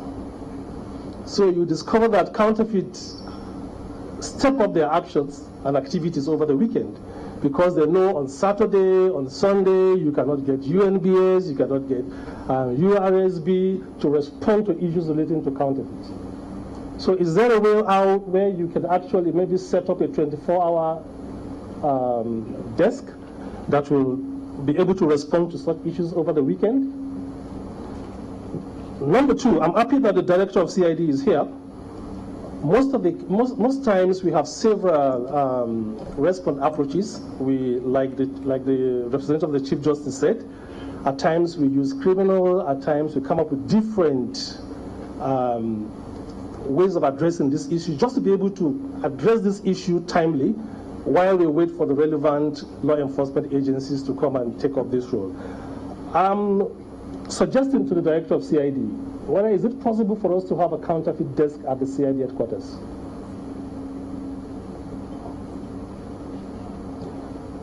If we have the counterfeit desk at the CID headquarters, this unit will be able to respond swiftly to issues relating to counterfeit and probably hand over these issues to probably URSB or the customs or even UNBS.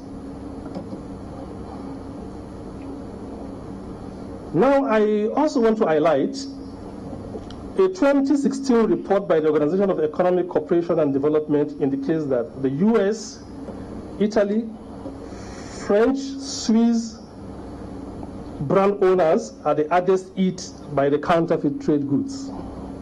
Yes, I represent most of these brand owners from these different countries, from the US, from Italy, from Swiss.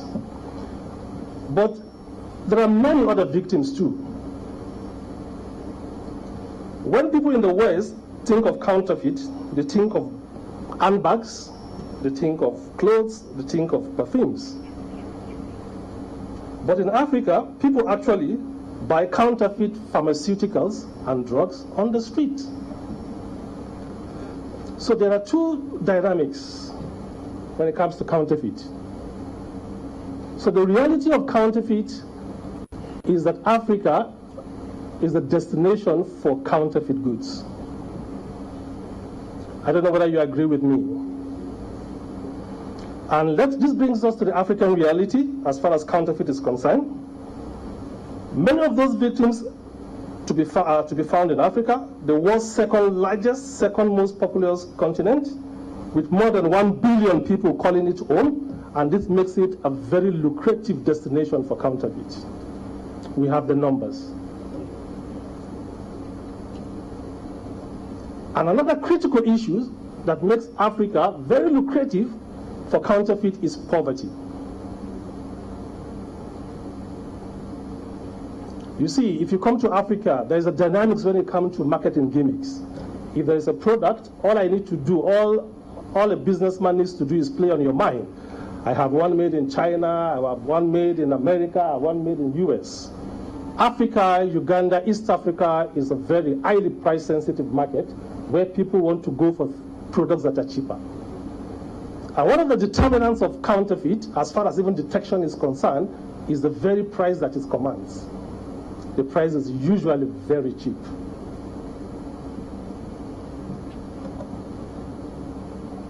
So the large population in Africa, coupled with poverty, makes it a very lucrative destination for counterfeit. So how do we respond to this? UNBS in Uganda, UNBS will say rightly our mandate is substandard. I've had issues where some of the brands that are represented are imported into these countries and they are counterfeit products. And when I gave instructions to customs to seize such products, the customs will go ahead and seize such products. And the next thing you find, the importer will run to UNBS and run a test. And he will run back and say, I've run a test, my products are not counterfeit. And I will tell UNBS, you are running this test against which perimeter? You cannot run a test without the input of the brand owners. We have products that have been imported into this country with pre-inspection certificates. And these goods were run in our factories across the world of the brand we represented, and the result came back indicating all of these products are counterfeit. Yet they have pre-inspection certificates. They have been tested in the UNBS labs, passed the labs. So I want to use this platform to address UNBS that you need to carry on the brand protection representatives along. We are a very key critical stakeholder as far as determining, detecting, and identifying counterfeits. We have the ability to run these products in all the factories across the world, wherever it may be, whether Argentina, whether Tanzania, whether US, wherever it will be. It takes us 24 hours to run this test across all our factories across the world. Number two, to the organizers of this occasion, I would have appreciated if diplomatic representatives of the US, Italy, French, and Swiss are here. I think they are also a very critical stakeholder in this, because most of these brand owners come from these countries, and they play a very important role. Yeah. So not to waste our time,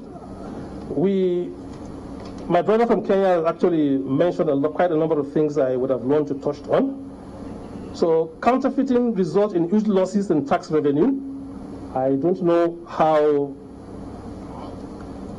have statistics of how much Uganda have lost in terms of revenue to counterfeit, but I know East Africa as a region has lost about $500 million tax revenue. They lose this every year to the counterfeiting sector. So in my final conclusion, understanding where counterfeit comes from and how they enter Uganda is key to tackling this problem. With Uganda Revenue Authority, at times, you see, the principles of identifying counterfeits are not just running a test like UNBS will want to do all of the time. One, pricing is also a factor. One of our determinant elements is pricing. When we look at how the pricing is structured, we're able to determine if these products are actually genuine or counterfeit. Just yesterday, somebody was reporting to me, I bought a product, 3 pieces of a particular product at 5,000 shillings. And the retail price for each of these products sells for 10,000 in the market. How can you buy 5 at 5,000 shillings? That's an indication that the product you are buying is counterfeit. Number 2, we are looking at the consignment routing. How is the consignment routed? You have a made in China product, you have a made in Egypt product, and it's coming from China. There is no doubt about it. We are currently faced with a surge in the counterfeiting of a particular brand. This product is manufactured in Egypt, but you have consignment and consignment of these products coming in from China. You don't need tests. You don't need verifications. We don't import, we don't manufacture from China. We manufacture from Egypt. You have a product that you manufacture from South Africa and you found it being imported from China. There is no point to waste your time. Another critical element that I want to mention as far as, which I think the representative of the Chief Justice also touched on, was destruction. I've had cases where UNBS, even the customs, will go ahead and destroy the brands that I represent without my consent. It is important for me because it's a whole value chain from detection to destruction. We must be carried along, and the whole process must be transparent. So to Uganda Revenue Authority, I also want to indicate that whenever you have to carry out destructions of different brands, please carry the brand owners along.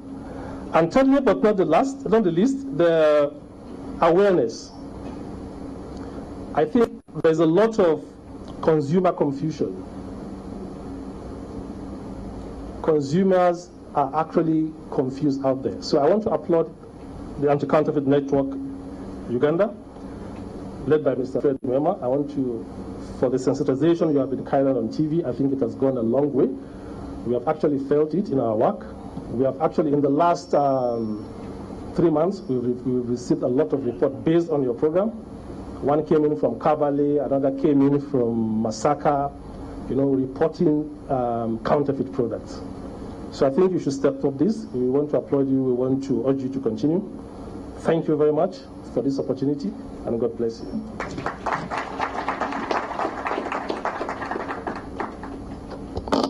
Thank you very much, Solomon. I'm really loving this morning because you have someone who has decided to fight counterfeit from Nigeria to Tanzania and the rest of the African continent, meaning it's a fight all of us must take on as a unit. Thank you very much. One of the reasons I love this dialogue is as a moderator, I might come here and I say, this is the director, the Honorable Justice.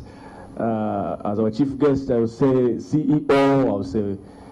But the truth of the matter is, we're all consumers. That's the truth of the matter. We can take all these titles as much as we want, but we're all consumers. And you can take it from me, we're all being affected. It's as simple as that. We don't know what we are consuming, and we need to make sure we know what we are consuming. I think one of the most important points Solomon has really gone around is that Uganda and I think East Africa is a very price-sensitive economy. And what that means is if you give me 2 cups, one is 10,000 and the other one is 9,500, I'll take the one of 9,500. But I think we should always ask ourselves why the same product sometimes is cheaper. Because cheap is quite expensive. At some point we go in all sorts of trouble. We have health battles to deal with, and most of us usually don't know what is happening. In my village, there is increased number of bacterial infections today. And when I talk to my grandparents and my parents, they say, nowadays, if you were sick, it was a fever. And it had to be a proper fever for you to go down. But today, every child has bacterial infection every now and then. We see on TV and in the media, there's more reported cases of cancer. So where is all this coming from? It's definitely coming from the products we consume. Because in my village, when that happens, they say, that is witchcraft. That person is hated by the neighbor has gone traditional, and they have killed him. But the truth of the matter is, these are issues we are not discussing every single day. And I'm very happy that we have Afande Stephen Kasima, the Director in Police in charge of traffic. Thank you very much for joining us this morning, because I also do believe you had a department that is heavily affected by counterfeit. We have so many spare parts on the market that are affecting the behavior of drivers on these roads, and some of them are not even personal. That's the consumers not knowing what they're buying every single day. Ladies and gentlemen, because we're live on television, please allow me to take you for a 5-minute break. We can have a refreshment. We have some tea outside. We can also continue with the discussions. I'm sure most of you are compiling questions you'd want to ask later on in today's submissions, but I want to let you know that after the break, we have submissions from some of the biggest invited guests here today, some of the guests who directly deal with either the counterfeiters or the import and export of products or the manufacture of products in Uganda. We shall have to listen from the CID, the director is here, URA, UNBS is here as well, and then the director legal and corporate affairs at SCN, and then we shall open it up in case you have any questions to ask this morning. Thank you very much. Let's take please a 5-minute break, and then we shall be back. We are discussing what I call a scourge, what I call a cancer in business today, that is counterfeit. And this is proudly organized by NTV and of course the Anti-Counterfeit Network Africa. Good morning.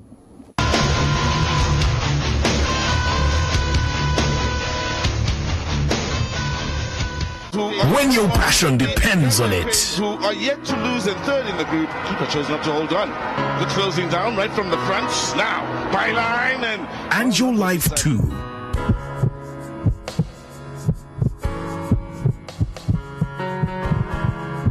And then just avoid the uncertainty by powering your life with our extensive range of high-quality solar solutions. Power your business, household, and farming with our flexible credit and excellent customer service. Solar now. Power your life.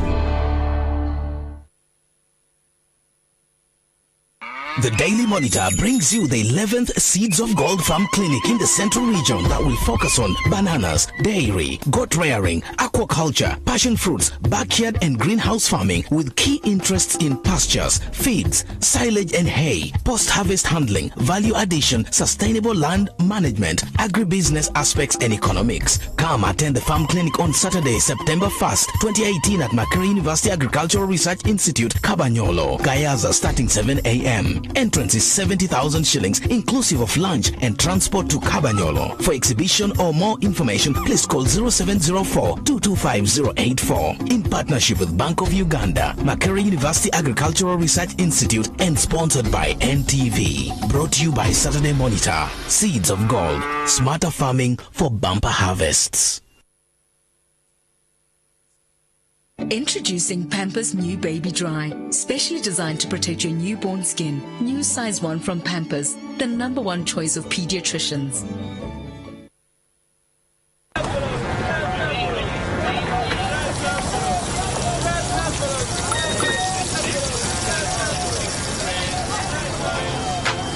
Chazze yakewangulira super jackpot eya weekend era kati ali super. Wetegese okwewangulira jackpot ya weekend inakyusa obulamu bwo. Zanya super 3 owangule era nga ne sente z'obetinze zikubisibwamu emirundi 2 era weefunire n'akasiimo ak'okuyingira super jackpot eya miliyoni 5 ku Sunday eno. Kyangu nnyo genda ku mobile money menu aba MTN muteeka merchant code super 3 aba Airtel business number 333 awo oteekemu enamba zo 3 ez'omukisa okuva ku nooti okutuuka ku mwenda ogatteko NTV nga payment reference yo. Londawo omuwendo gw'oyagala okubetingisa okuva ku shillings 10 okutuuka ku mitwalo 5 owulire super feeling olwaleero.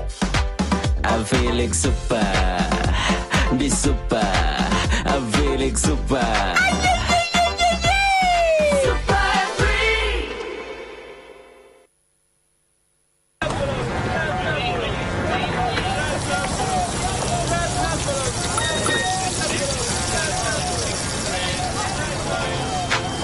Chazze yakewangulira super jackpot. What do you have to do today? Take my morning jog. Make breakfast for my family. Take the kids to school. Open the shop. Present my assignment. Brief my team. Write an essay. Check on my stock. Write a report. Learn something new. Play basketball. Meet the production team. Attend to my customers. Whatever you and your family have to do, give them the power they need for the day with Nutri-Family. Nutri-Family is a delicious multi-grain nutritious porridge that gives you 13 vitamins, 4 minerals, and proteins required to have the energy and alertness you need to get through the day. Nutri, every spoonful counts.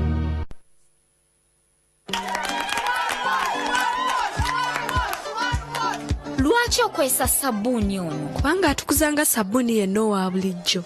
Eriyo agiramu ddala amabala gonna mu lwoza lumu. Tekisoboka. Weetegereze omuddo, caayi w'amajaani ne chocolate. Nja kumwetaaga. Embatu 2 n'olubatu lumu lwokka olwa Eriyo. Olabye aggyemu amabala gonna. Oba olonze bulungi. Eriyo aggyamu amabala amazibu gonna mu lwoza lumu lwokka. Every week, 204 people in Uganda die from tobacco-related diseases. Tobacco smoke contains more than 7,000 poisonous chemicals, which trigger severe health problems like asthma in children, cancers, and low birth weight in babies. Smoking kills.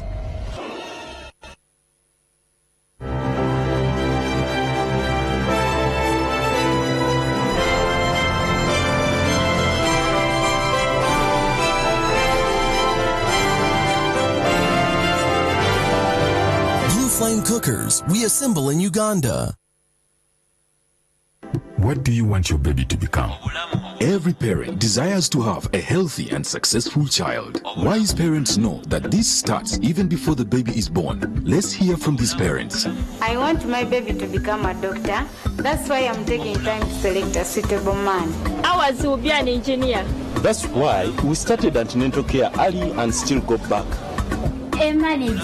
That's why we are saving money for a safe delivery.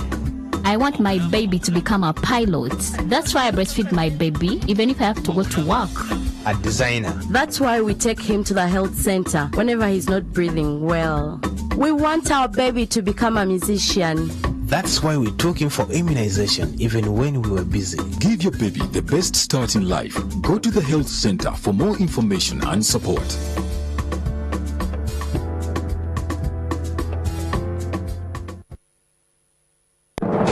Battle lines are drawn. Contenders will be coming in from every part of the country for the second season of DFCU's investment club Battle for Cash. The teams will be more competitive, their tasks more challenging, and the grand prizes even bigger. Over 100 million shillings is up for grabs with an overall grand prize of 30 million shillings for the winning team. That's not all. DFC Investment Club teams win an all-expenses study and networking trip to Nairobi and 1 year's free business advisory services. Starting Tuesday, 26th June 2018. To apply, download the entry form from www.dfcugroup.com or visit your nearest DFCU branch. Fill it in and submit at any DFCU branch countrywide, or by email to investmentclubs@dfcugroup.com. DFCU in partnership with NTV and PwC. DFCU with pleasure. Politics bamuje mu security eggwanga lyaffe ligenda kukola ki kufuna obuzibu nze omuntu wa wansi atula wansi ku ttaka ssebo nze ngenda okuweerera omwana oyo ng'onzimbidde essomero lya kalina nene gavumenti oba eri munkwe etubuzaabuza tekutula eri awo tulaga eno tulaga eno esayidi katale kakati abantu ate koona abantu basalinga badde eno nga badde eno emmotoka zibabone awantu atwaga gavumenti etekawo sente wetulaba ambulances zetuzibira omuntu n'awulira akagombe ka ambulansi ng'ereeta mulwadde n'alemera mu kkubo.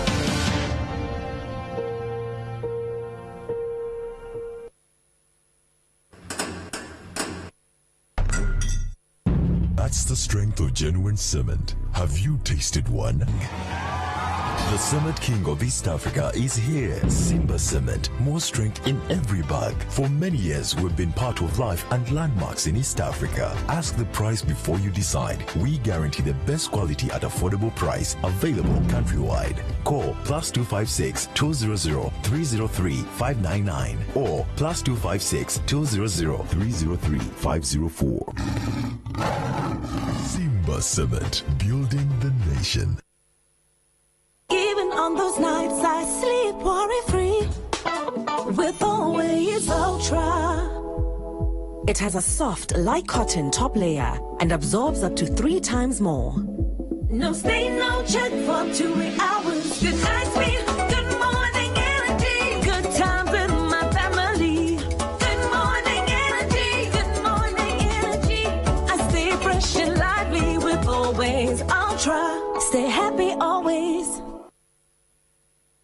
Financial literacy brought to you by NTV, PwC, and DFCU Bank. Again, we, as a challenge, we look first at the scenes, the financial scenes, and these are very typical of Uganda, but they're also found elsewhere. These financial scenes, number one, is overconfidence. We are very confident people in Uganda.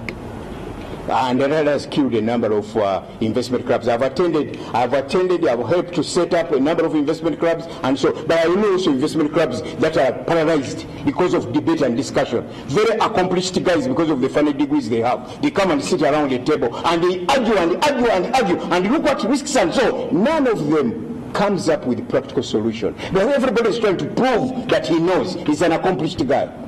Everyone is trying to. This is the overconfidence. I think we need humility and a fierce resolve to see ourselves moving forward. We need humility in investment clubs. When you are humble, that means you are able to learn. Leadership level 5, that's the ultimate in leadership, emphasizes only one thing, that you need to be humble. When you are humble, you become more flexible. You become more adaptable. You become more open-minded with a degree of curiosity to learn. Financial literacy was brought to you by NTV, PwC, and DFCU Bank. DFCU Bank is regulated by the Central Bank of Uganda. IUEA Guide is brought to you by IUEA, the best university in Uganda. Would you love to have a moment of experience with the alumni and professional mentors, as well as a rich networking platform? At IUEA, we go out of our way to connect our students with a number of alumni who offer professional mentorship as well as a hands-on experience in the reputable organizations in which they own or work. This allows our students to get a grip on how practical skills acquired are implemented from lecture room to the entire business environment. IUEA Guide is brought to you by IUEA, the best university in Uganda.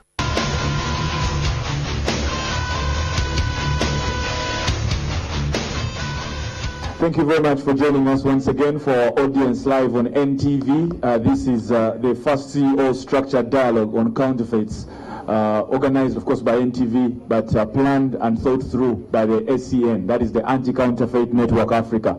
In case you're just joining us, we've had different submissions about the issue that is counterfeit. We've had a submission already from the Private Sector Foundation Uganda. We've had an input from the Uganda Registration Services Bureau. We've had a discussion that has involved the Anti-Counterfeit Agency Kenya, Clapper House Tanzania have already given us their view as well, and we're continuing with all the discussions to make sure we talk the issue that is counterfeit. Like I said before, it's an issue on which we need to change attitude. It's an issue in which we need to focus more on the consumer, the producers and the distributors as well. We have so many local producers today, local distributors, who only mind a simple profit here and there, and they don't mind about our livelihoods. They don't seem to mind our health. But what we are all forgetting is that no one actually wins. No one actually wins. The legitimate manufacturers are losing out on profit. The consumer is taking in fake and dangerous products. And even the person who is selling counterfeit today is equally suffering. They just don't know, because you're selling counterfeit tires today and you think you're taking a profit, but after selling those counterfeit tires, you go home and you need some dinner. So you're selling fake stuff this side and you're consuming fake stuff at home, which is the reason we are saying we all need to join in on the fight. Ladies and gentlemen, please now join me in welcoming the Director, Criminal Investigations Department, Ms. Grace Akulo. The hand clap it hasn't seemed. Thank you very much, moderator. My Lord, Justice Paul Gadenya, representing the Chief Justice, the organizers, panelists, ladies and gentlemen.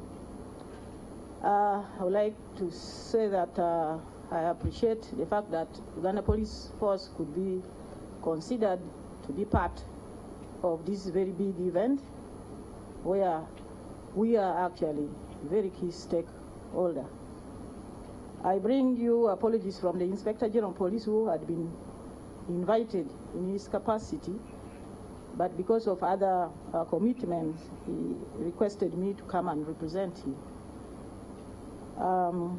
I would like to go straight to the presentation. Definition has already been given, but my discussion would still be around the definition. The imitation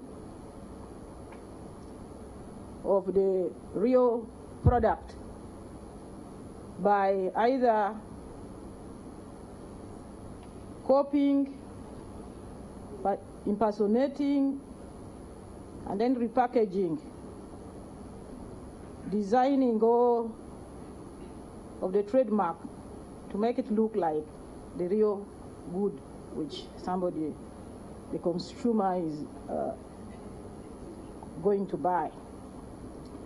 So of course, Uganda Police, we come in under the Constitution, Article 212, where we have a mandate to, among others, maintain law and order, prevent and detect crime, and then, of course, working with the civil society and other stakeholders to fight the same crime. So you find that in the structure of the Uganda Police Force, we have the Directorate of CID, Criminal Investigations. And under that directorate, we have a fully fledged department to handle issues of counterfeit, but it is called the Department of Economic Crimes. So under that department, we have officers who are trained to handle cases of economic nature, economic crimes, including counterfeit cases. Those officers who are in that department, some of them are the ones whom you have heard Uganda Registration Services Bureau is talking about. As a force, we have entered into MOU with a number of institutions. It's not only Uganda Registration Services Bureau. We have other institutions like Uganda Revenue Authority. We have a number of personnel, I think over 40 personnel, working in various departments. Uganda Communication Commission, we have officers from CID attached and others from intelligence. Kampala City Council Authority, we have detectives attached there, handling issues of counterfeit. UNBS, we have officers attached, trained from the department, the Directorate of Criminal Investigations. National Water and National Water, we have officers. National Lotteries Board, Financial Intelligence, name them. UNRWA, we have officers. And you find that all these institutions, in one way or another, they are handling issues of counterfeit products. So as Uganda Police Force, what is our other initiatives We have initiatives, those who have remained at the Directorate of Criminal Investigations with other departments of the Uganda Police Force, operations, traffic, intelligence. We do a lot of operations, and some of the cases of counterfeit, we handle them there. However,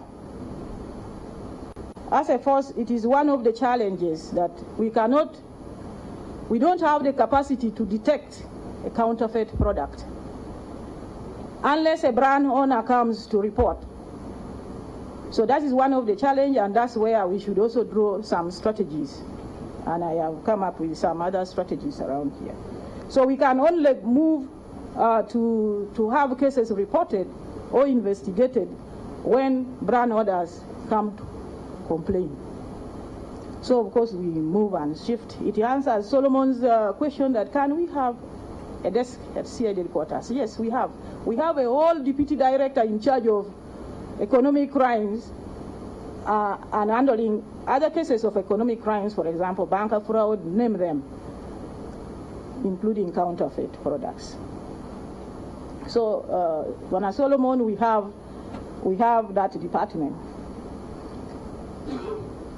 As a force, allow me to draw you home and just talk about the cases, some of the simple cases we have handled, or not even simple, but the number of cases we have handled, I give them as a form of cases which we have handled. We have handled cases of fake shoe polish.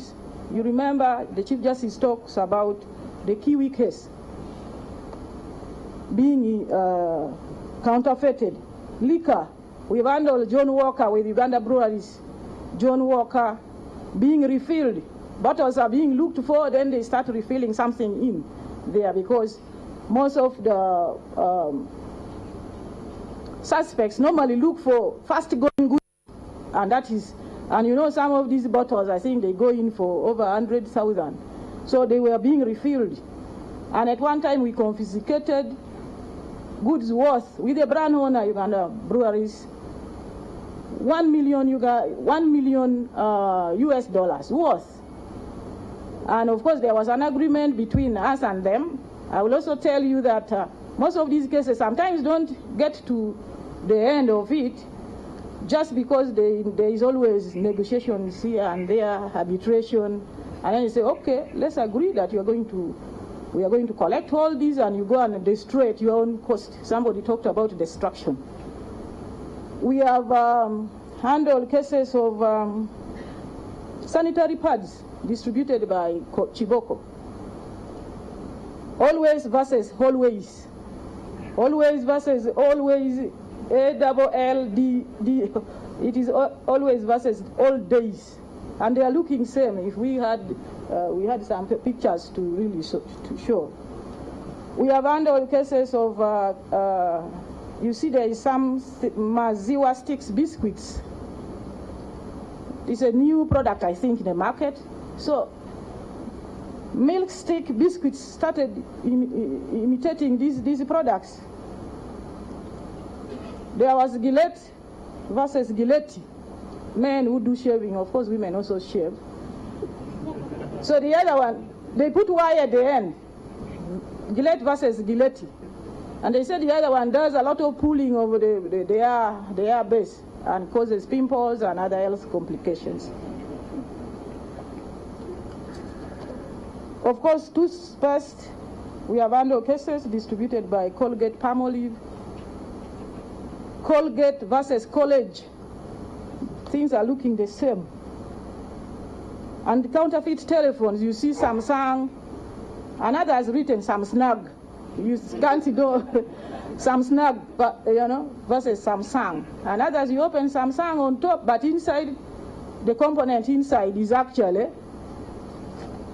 it's not Samsung.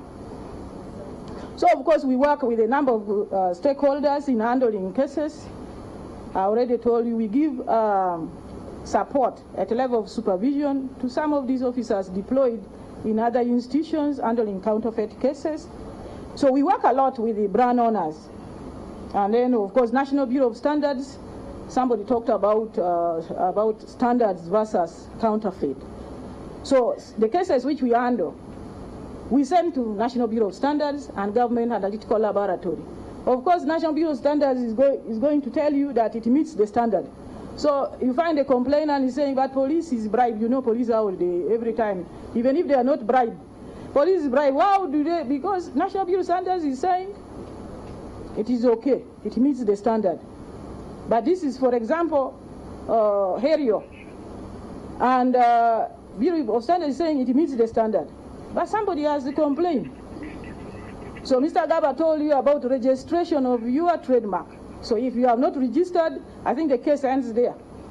Yeah, because you never registered, much as it is meeting standards, but it has been counterfeited, your product. Then, of course, Uganda Revenue Authority, they do a great job. But sometimes I think Uganda Revenue Authority and Uganda Police, people don't understand our mandate.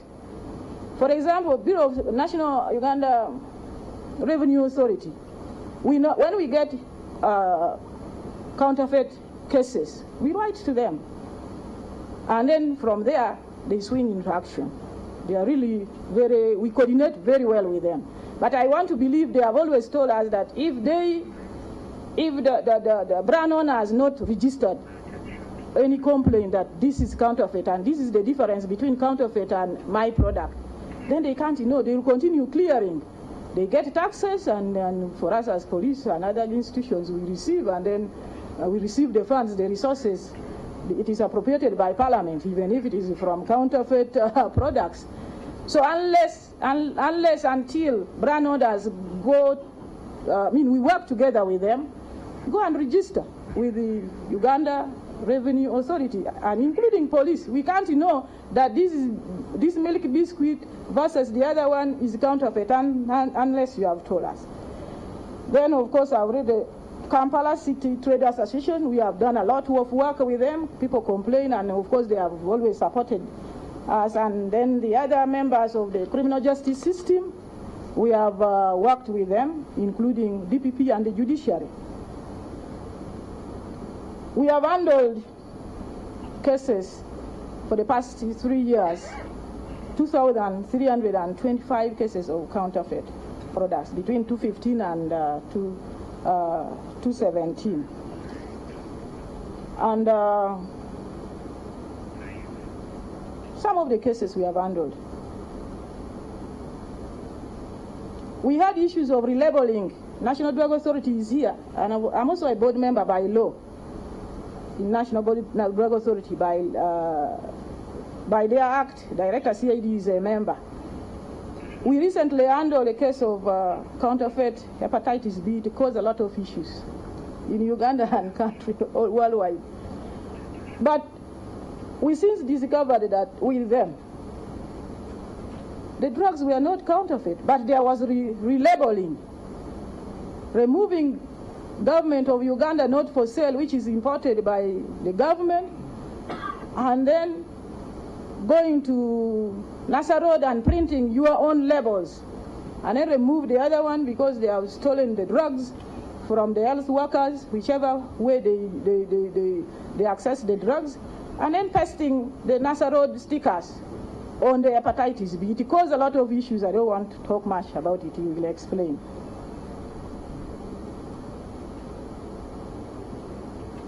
We have handled cases of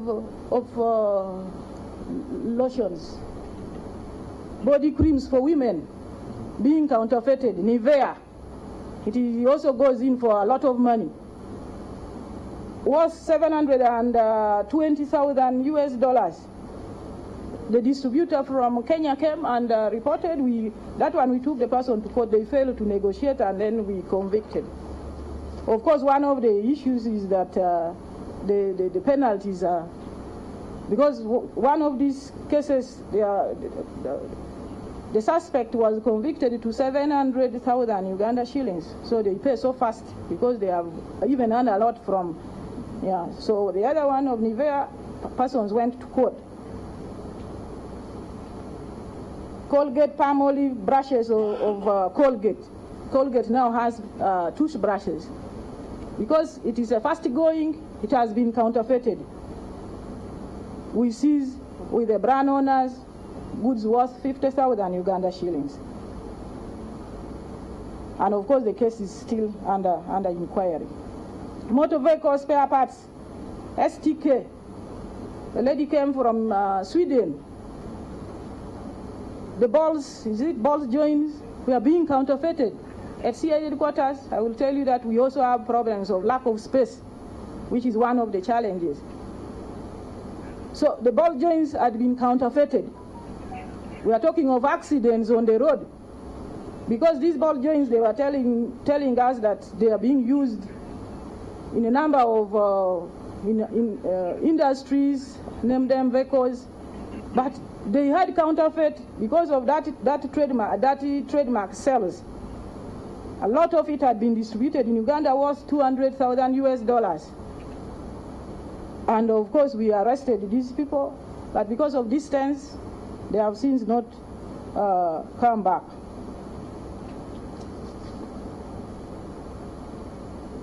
Reiko is, I think, from Palmolive. They are the distributors. They were removing looking for the empties of Reiko, and then they start refilling with their own things. They are in Ansana, they someplace non-Ugandans here. They start refilling and then putting it on. Vim, either cassava flour, I don't know, from Teso or where, being filled, but also removing the bottles and then refilling in Vim, yes. Then cartridges. You put a cartridge, you print only one rim, it is over. It's counterfeit. We have seized a number of them. And then electrical products, we seized a number of them. And I think this one, UNBS took over this matter. I wonder how it ended. We have, Mr. Kambura was talking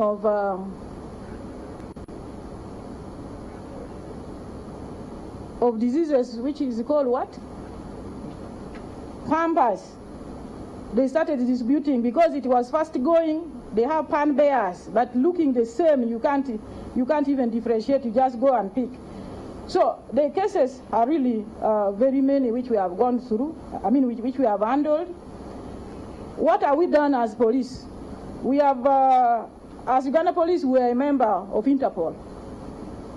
And under Interpol arrangement, we have had a number of, we knew that it is a big problem. It's a global problem, counterfeit products. And we have bodies. We have two arrangements which has been running for the past 5 years. The first one is called Usalama. Usalama is an operation against transnational organized crimes. Drug trafficking, human trafficking, trafficking in small arms, trafficking in terrorism, and counterfeit products is one of the transnational organized crime. So Interpol arranged this, and in a year we simultaneously in 25 countries carry out operations under Interpol arrangement. In Eastern Africa, those are 14 countries up to Comoros, the greater East Africa, and then the other ones up to Somalia, Djibouti, and the rest of it, those are 14. Plus Southern Africa, Mozambique, South Africa, name them, Tanzania, Comoros, Mauritius, we are Zambia, Zimbabwe. So for 3 days, we are simultaneously doing operations on transnational crimes, including cases of counterfeit. And you can imagine what we have discovered in these past 3 years. I only don't have statistics here, and also I would talk about each of those cases. Then we have operations Fagiapson. That operation Fagiapson is in 14 countries of Eastern Africa Police Chiefs Cooperation Organization. That one is for counterfeit only, drugs, foodstuffs, name them. And as we are doing this, Interpol appreciates the fact that we need all the stakeholders. So whenever we have these operations, we call on board Internal Security, Uganda Revenue Authority, name them as you see them here. We have all of them, and then they support us, and we carry out these operations. At the end of it, we give returns to Interpol General Secretariat. So there is a lot of effort which is being put at the level of police organizations in handling issues of counterfeit.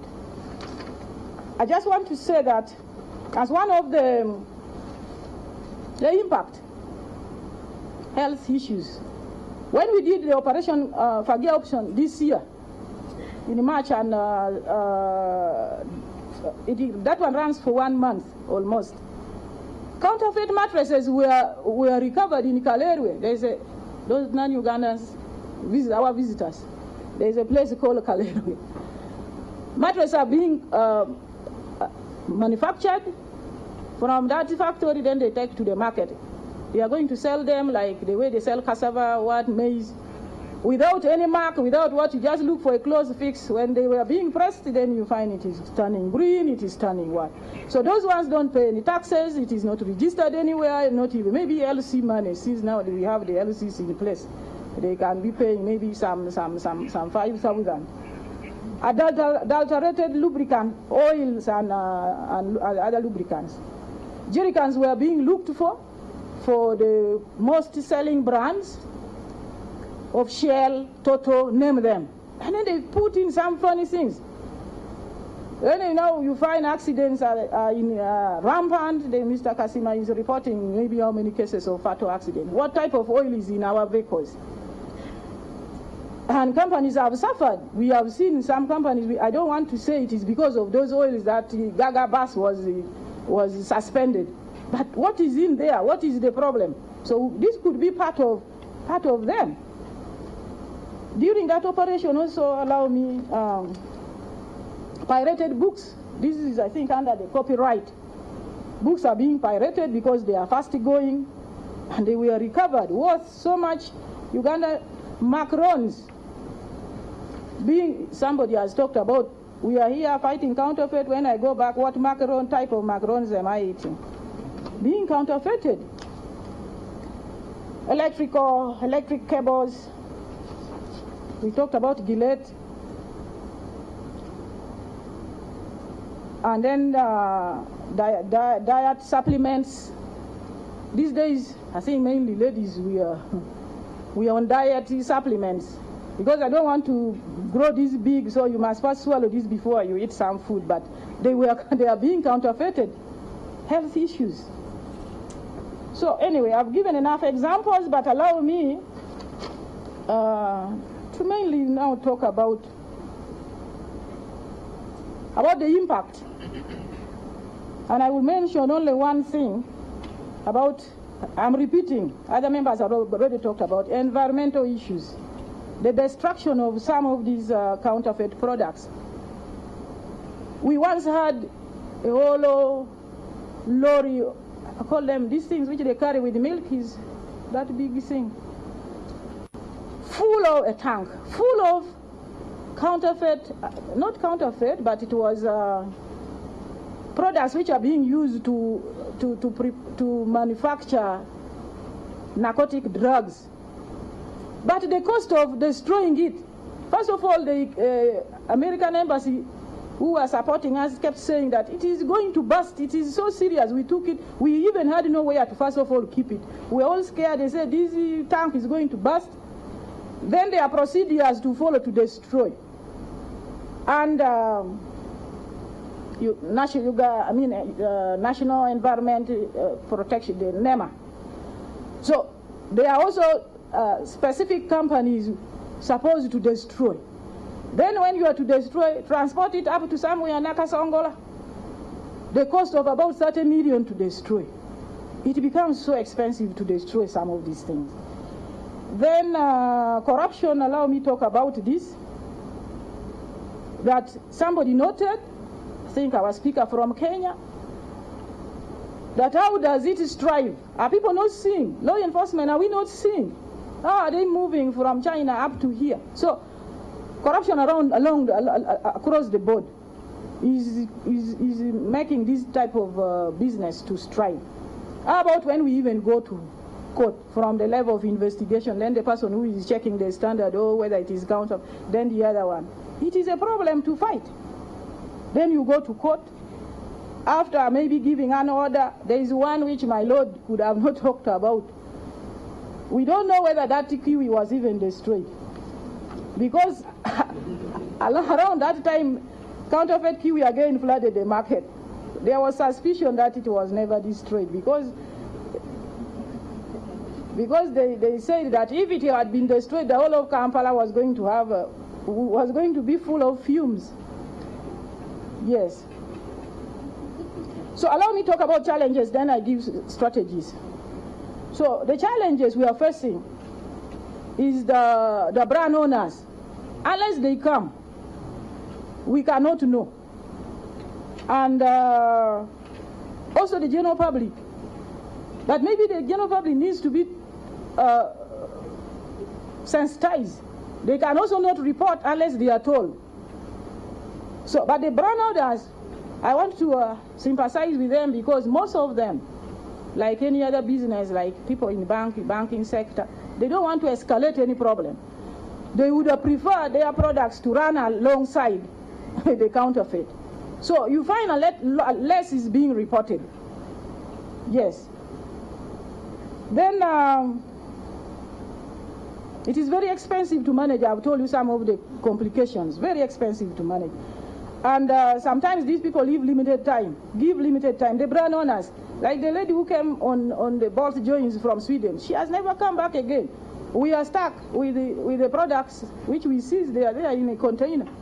Maybe private sector will come and carry and give us, we get space.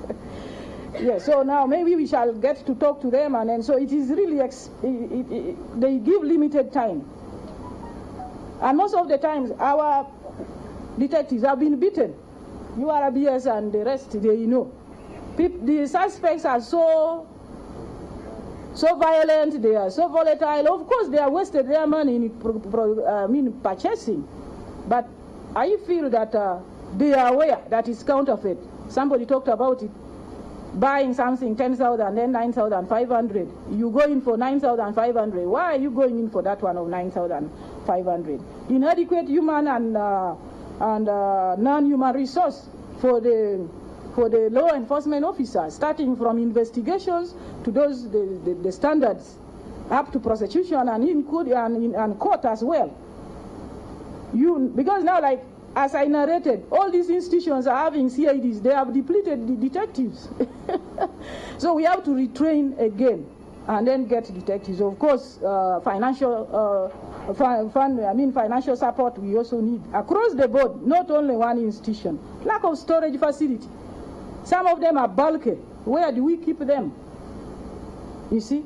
And the court process takes long, be it they are going civil or criminal. It takes long, it can take 3 years, you are stuck with it as a police force, as a UNBS, as these other institutions. There is difficulty in tracing the source, for example. If you don't get, you will find it with a kilograms, but a kilograms may be bought from somebody. That somebody does not know where the thing is coming from. It is a problem. You can't trace. And then for us as police, there's a lot of bureaucracy in obtaining mutual legal assistance from other countries. So if you discover that somebody bought from China, it can take you 5 years to get a response from China. So it takes so long to conclude. By the time you send your file to the DPP, DPP is going to say, okay, can we get a statement from the source? So we have to use the legal the police means, and then the mutual legal assistance procedures through the office of the DPP Attorney General. It is so hectic, it takes long, you just abandon that case. Then the law. My lord talked about it, and then the law itself. Because the trademark law has not even defined, we are looking for the definition from somewhere. It has not defined. Then the penalties are not stringent enough. So the law should really be stringent. If we can have a combination of all those laws, but it should be stringent enough. If I have taken wrong drugs and I've died, then you are giving somebody 700,000 as a penalty. Then I have sprayed the whole of my banana plantation, 7 acres, with fake pesticides, and they have dried, and we don't have any penalty which is serious. The penalty should even include the compensation to the victims, because even when we get these penalties of 600, over 600, 700,000, it goes to the government coffers, isn't it? So how about me personally as a victim? If I sleep on a fake mattress, I inhale the whole night, my kidney gets problems with my lungs, somebody should be able to talk about it, and then I should be compensated on a serious note. Then the problems we talked about integrity is a problem. And then I can get to the measures very fast. I know time has gone. Enforcement, we can monitor. First of all, I think we should do the training of personnel. Even if you don't have enough resources, you want only 5 CIDs, for example. On top of my knowledge in investigations and police procedures, I should also now become somebody. Of course, we are in NEMA, and some of those officers are inspectors. These ones are also inspectors, the ones who are with the Uganda Registration Service. But we need to do the training. But the training should also go across the board. Investigations, prosecution, with the courts, they all should be trained. Then getting enough human resource, and we deploy physical surveillance teams to do surveillance. Then of course we must do company raids after these the brand owners have given information. Then we can do the raids like URBS has talked about. We have done this with all these stakeholders. On top of the officers they have in there, they always get to us, and we use even the territorial police, and we do raids. Then of course the filing of, we ensure that there is filing of intellectual property, those trademarks, and even to put those notices with Uganda Revenue, with the customs. We can talk about that, so that you can be supported. Then of course establishment of storage facilities, because we need to have some of these to ensure that we prosecute people. And we need to have those exhibits in as near as possible to the way we seized them. So we have to keep. Sometimes when you keep them then when you go to court, you say, but this is not what I counterfeited. I don't think it is the one. Those suspects can tell you that. And where there is any doubt in the minds of the judge or the magistrate, our law favors the accused. They will rule in favor of the accused, and you, the state, you know. Call systems, for example. The hepatitis B drugs which were recovered, where do you keep them? You need a call system to keep them. So that is still storage, but then of course we talked about allocation of enough resources, and then effective cooperation. Somebody talked about it. So this cooperation should be across the board. And already we are cooperating. We are doing a lot. Even when we have police operations, which is initiated by Interpol, we still cooperate along. But it is then training of the stakeholders, we talked about it. Then benchmark. I see a lot being done by Kenya, so the relevant bodies can go and do, we can go and do benchmark visits to copy the best practices of how have you managed this. Then I feel that specialized units, investigations, prosecution, to handle these cases. Then special courts is already in place, utility and standards. And I heard that there is a lot of improvement in some of these. You can come up with this type of association is okay, so that you can meet to enable you coordinate activities and share best practices, as our speaker from Kenya noted, within the country, nationally, regionally, and globally, even as a continent. Communication, I feel that we are supposed to sensitize. We have talked about this. Let's sensitize the public. Solomon talked about price. They should know. Very attractive price, there is something wrong. Packaging, and then of course, they should know. Then community policy. For us as police, we have talked about community policy, neighborhood watch. What is your neighbor doing? You are seeing some vehicles coming with the what? Can we talk to them, and then we tell them, first of all, to report any queer movements or activities around their place. If they are not brought on board and to be informed, then they cannot. We cannot fight this vice. Legislation, we have already talked about it. We should enact an enabling law, which is stringent. We have talked about the seriousness of the law and extending liability to include legal persons. If a company engages, can we get this one who is promoting plus that company that went ahead to? Yes. Then proper criminal penalties. I am just ending by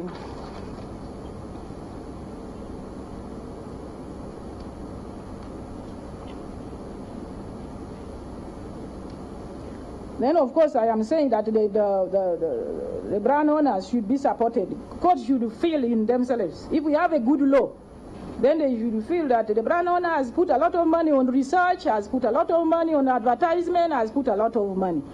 So anyhow, I would like to thank you very much, and I conclude that we, like the rest, concerted effort. Concerted effort will help fight this vice. And for us, as the institutions of government, we are ready to support as we have been handling these issues. So we are really ready, and of course we shall coordinate even the most. So we are happy that we were included, and as a force, we look forward to really work together with you. I thank you very much.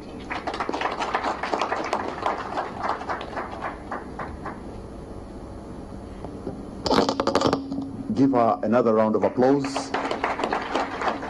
I can see, Mr. Frederick Muwema, you have allies. You have people who are committed, have been working, and they know what the problem is, and they have identified it. They are even providing solutions. So we have people who are committed to work, and they understand what the problem is all about.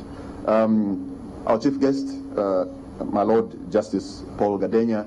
Ladies and gentlemen, we are live on NTV, and Ugandans are watching all over and across the region. So they have been with us from 9 a.m. and they'll continue until we ask that for the next speakers, please try to be brief as much as possible, so that at least everybody is included before transmission is cut. But I'm sure it will not be cut until we're done. So if we can speak precisely and concisely, it will be better, so that everybody is involved. And sometimes when I listen to the Director CID speak, I think maybe people involved in counterfeits are not just bad people. Maybe are not people who just don't care. But I have a feeling that there are people who just don't get it. Because if you are selling fake spare parts, you can make money, yes. But the same vehicle will transport your next of kin, and tomorrow you'll be involved in a problem, and before you know it, you have a serious loss. So it's not that they are bad. It's not that they don't care, but they just don't get it. And we need to help them to get it. And let's create awareness beginning with ourselves. Maybe tomorrow when we go home, when you're brushing, when you're using that toothpaste, when you're using that soap, when you're using that cosmetic brand, look at it carefully. Is it a fake? Is it original? And before I invite another person to respond from the audience, let me throw a spanner in the works. Is it possible that a counterfeit can be better than the original? Is it? Okay, we shall hear from you. Okay, so allow me to invite Mr. Sosa Rosario, all the way from the land of Emerson Mnangagwa, the Republic of Zimbabwe. who works with the local judicial systems, to come and make his response. And I request you, sir, to be as brief as possible so that we can manage our time. Thank you very much, ladies and gentlemen.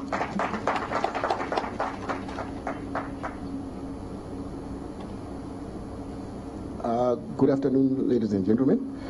I would like to acknowledge the presence of the Honorable Learned Judge, Justice Kadenya. I would also want to acknowledge the presence of other attendees here who traveled like me. I think there are other people from Kenya and everywhere else. And good afternoon, ladies and gentlemen. Right, my name is Souza Rosario. I'm a technical person. I'm here to talk about technology. Technology that will help to fight counterfeit. Usually we call it anti-counterfeit solutions. That's our business. Listening to a lot of speakers here, I realized the three pillars of a anti-counterfeit strategy are being dealt with. The first one is awareness. I think that's why this function is being held. And then the legislation, we have attendance of a justice. It's the first time that I've ever attended an anti-counterfeit conference where we have a justice in attendance. And then the other one is enforcement. Again, it's the first time that I've attended a forum like this where you have the law enforcers present. And then technology. I'm not sure if we have anyone here who deals in counterfeit technology, anti-counterfeit technology. Maybe I should clap my hands for myself because I'm also here. Anyway, having listened to most of the speakers, I wished I could have heard what the UBS, that's the Bureau of Standards, also had to say, and the Revenue Authority as well, because they are very key stakeholder in the anti-counterfeit fight. But I will speak about what has been, what I've picked from the other speakers. My first, this is a food for thought. I don't know if you will answer me or not, but this is just food for thought. Justice Kadenya, you spoke about the laws that could be used to fight counterfeiting. So, and in those laws, I think there are penalties for whatever crime they have committed. Now, my question is, on those laws, the Ugandan law, does it take into account the impact that crime has caused? Because it's one thing to say someone has counterfeited this product. For example, this is Rwenzori, I think, that mineral water there. Someone counterfeits the Rwenzori. The owners of the brand are going to court. Probably the legal system or the judicial is going to say you go for 3 months in jail or you pay this amount. Have we taken into consideration that consumer who is not there, who has got no voice in this debate, who has drank that water, probably it has killed him? Are we taking that into consideration in these laws that you spoke about? That's my first question. My second question is on, I think the gentleman from Kenya, from ACN, also spoke about are we really ready for the fight against counterfeiting? And I want to buttress that by saying in anti-counterfeit strategies, in legislation, it's usually suggested, because it's suggested, you can only suggest what can be done. In the creation of laws, that you criminalize anyone who makes a counterfeit product. That's number one. Who is the manufacturer? You criminalize that, and then you come up with the penalties. Number two, you criminalize anyone who distributes, right? And then you criminalize anyone who retails it, who sells it. That's the third one. The fourth one, which I'm not too sure, a lot of it's debatable. The use of counterfeit products.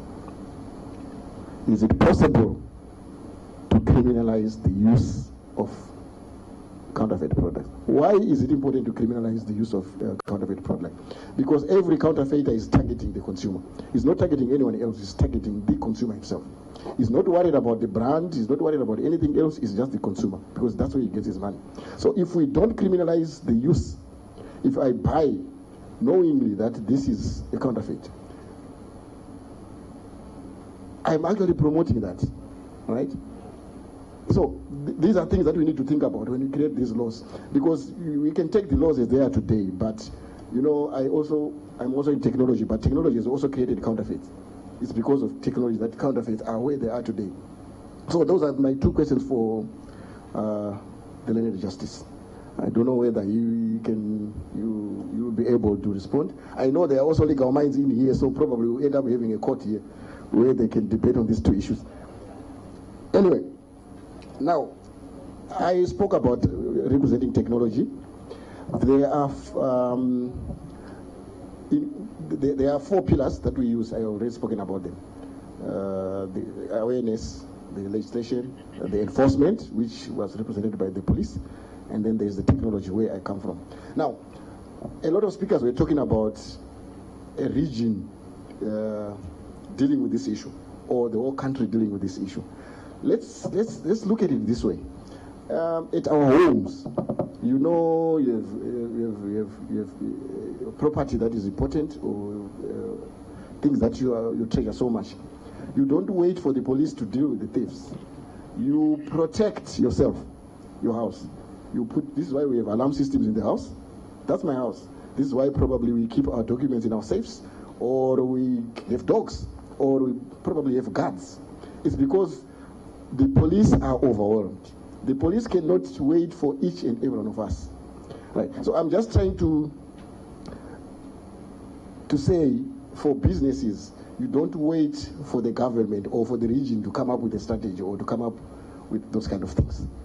There are things that you can do for yourself as a business, because the brand is yours, the consumers are yours. You are the one going to lose the market share, right? Of course, the government is also going to lose in terms of revenue, taxes, unemployment, all that, even the cost of fighting the effects of counterfeiting. So the thing is here, as businesses, this is to PSFU, I think, right? Dr. Sorry about the name, Bitature. Right. As businesses, what strategies do you have as individual businesses to fight this scourge?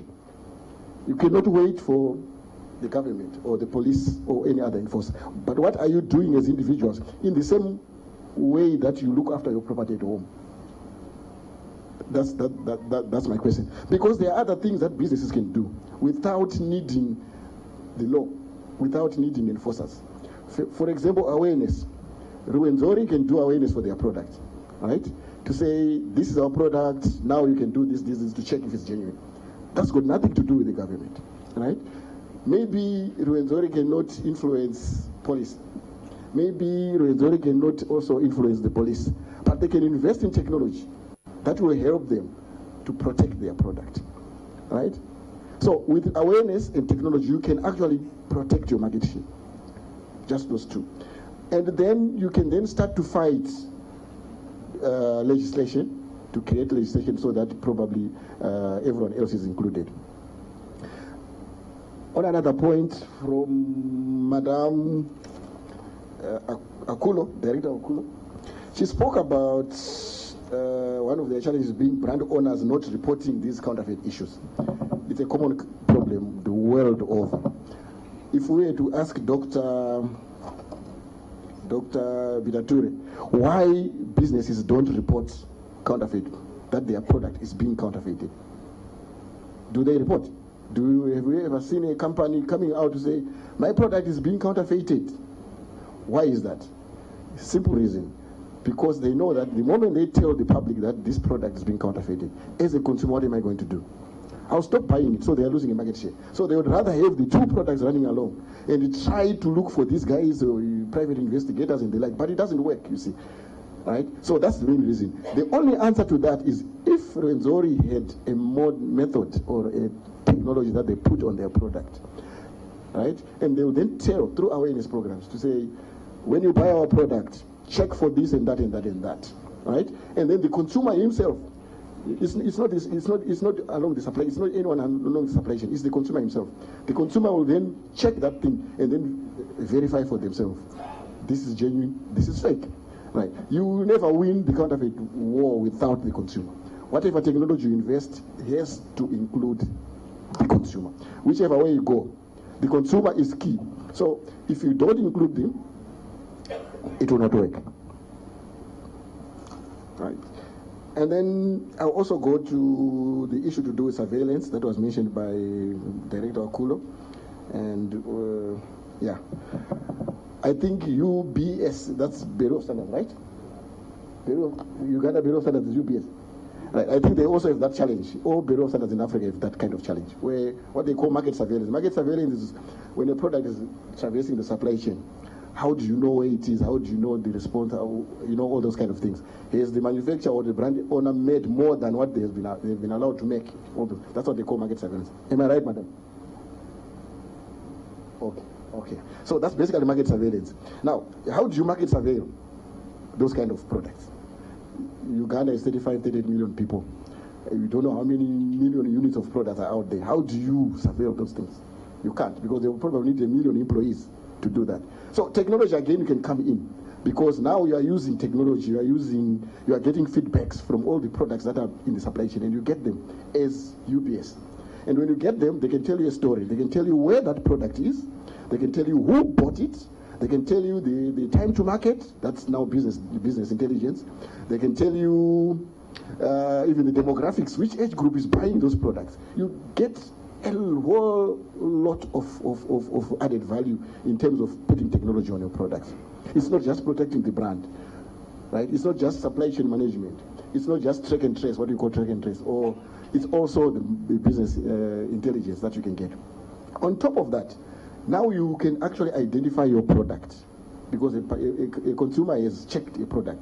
You get the response back to you in your database. You can come up with reports that can tell you what's happening in that town, what's happening in this town, or you can actually say, hey, this month, who was our biggest customer? And the detail will come there, that so and so has bought 1,000 of our units. So if we don't embrace technology, we will not win this fight. Because if we rely on legislation, this is why they are lawyers and they are justices. They fight in court. He knows this is wrong, this guy is counterfeited, but he has to interpret the law. And when you miss it, that's it. This guy is still going to counterfeit. Without wasting my time or your time, I hope probably later on when I listen to the other speakers, I can also talk about where technology can actually interject and help in solving this problem. Thank you.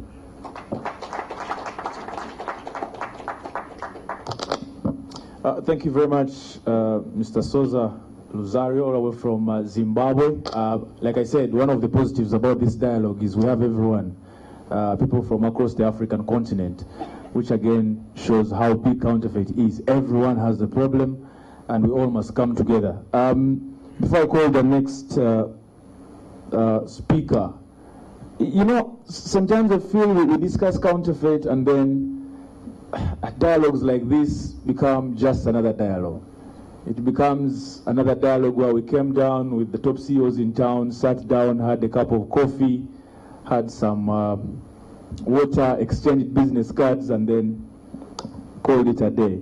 So I'm happy we have solutions, but also we should listen to some of these details. Mr. Akula talked about, for example, sanitary pads, the sanitary towels. I don't know if we all take in how big this is, because on the Don't Be Fake show, which we run on NTV, we ran a story recently where a lady is struggling today. She has boils, she has pain, and she bought a respectable brand from a respectable supermarket. So it's no longer about which supermarket you go to. It's no longer about which shop you go to. There's problems everywhere. We have sisters, we have mothers, we have spouses who use these sanitary towels every single month, ladies and gentlemen. And not most of them know which one is fake and which one is not fake. So at the end of the day, the stories we hear is, I have boils, I have cancer, or I can't give birth, or I can't have intercourse with my spouse because of the pads you're using every single day.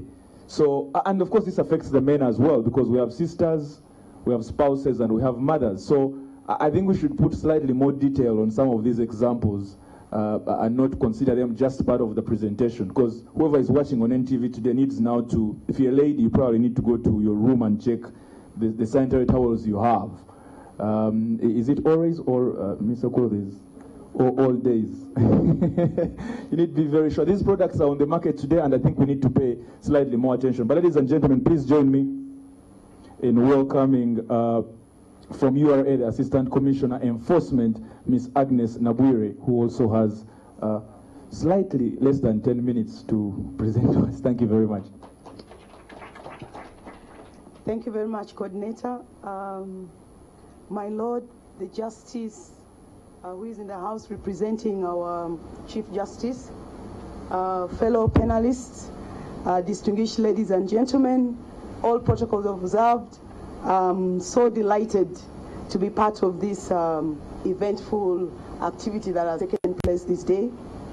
And I'm representing the Commissioner General, Uganda Revenue Authority.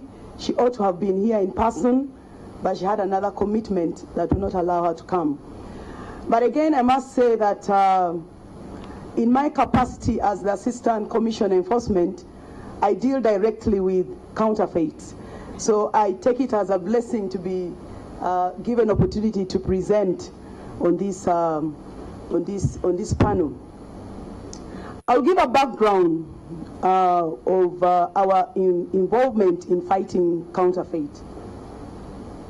About 90% of all imports are conducted via maritime containers. Over 500 million containers are shipped yearly in the supply chain. And only about 2 or less than 2% of those 500 millions of containers are inspected.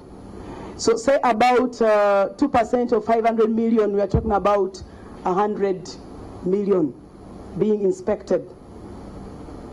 And of course, the counterfeiters take part in this huge volume of containers that are moving across the world. Counterfeiters use sophisticated concealment methods and diverse trafficking routes, which make successful interdiction and intervention a little bit complicated.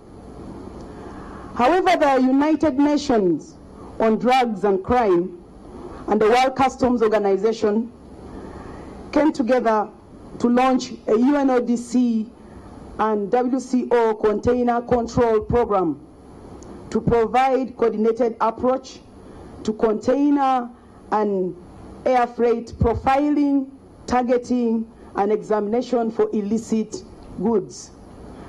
And of course, among the illicit goods, we cannot but confirm that counterfeits are part and parcel of the illicit goods that are moving across the globe. And as a WCO member, Uganda Customs ascribed to the WCO membership among the 51 countries. We have been positioned in a way that we help to implement this innovation under the container control program. And right now, as I speak, we have a joint port control unit that is helping us to enforce the container control program in Uganda. And this houses three agencies. We have customs, we have police, and we have the Uganda Wildlife Authority. And as you heard from the director CID, this intervention cannot be done in isolation as one agency. So in that partnership, we've been able to do some good profiling, targeting, inspections, and a number of seizures that my sister here has ably highlighted. I would not want to go into that because of time. But most of the cases she mentioned, we've been part of the participants. Now, as dubbed by the UNODC 2014 at the International Anti-Counterfeit Campaign, they had a theme, "Don't buy into organized crime." The UNODC is basically fighting crime, drugs and crime, and of course counterfeit is basically part of these transnational crimes.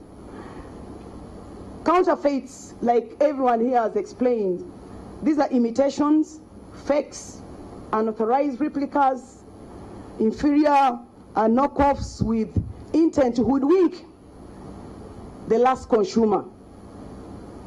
And customs being part of the process in the value chain, in the movement of these goods, we cannot but join arms with those that are being affected, even the local consumer, and do our mandate. Customs mandate, besides collection of taxes, is to protect society. And this goes without mention. It is one of the key roles that we must perform. And this has been supported by the East African Community Customs Management Act. The second schedule specifically talks about prohibited and restricted goods, and counterfeits are therein mentioned.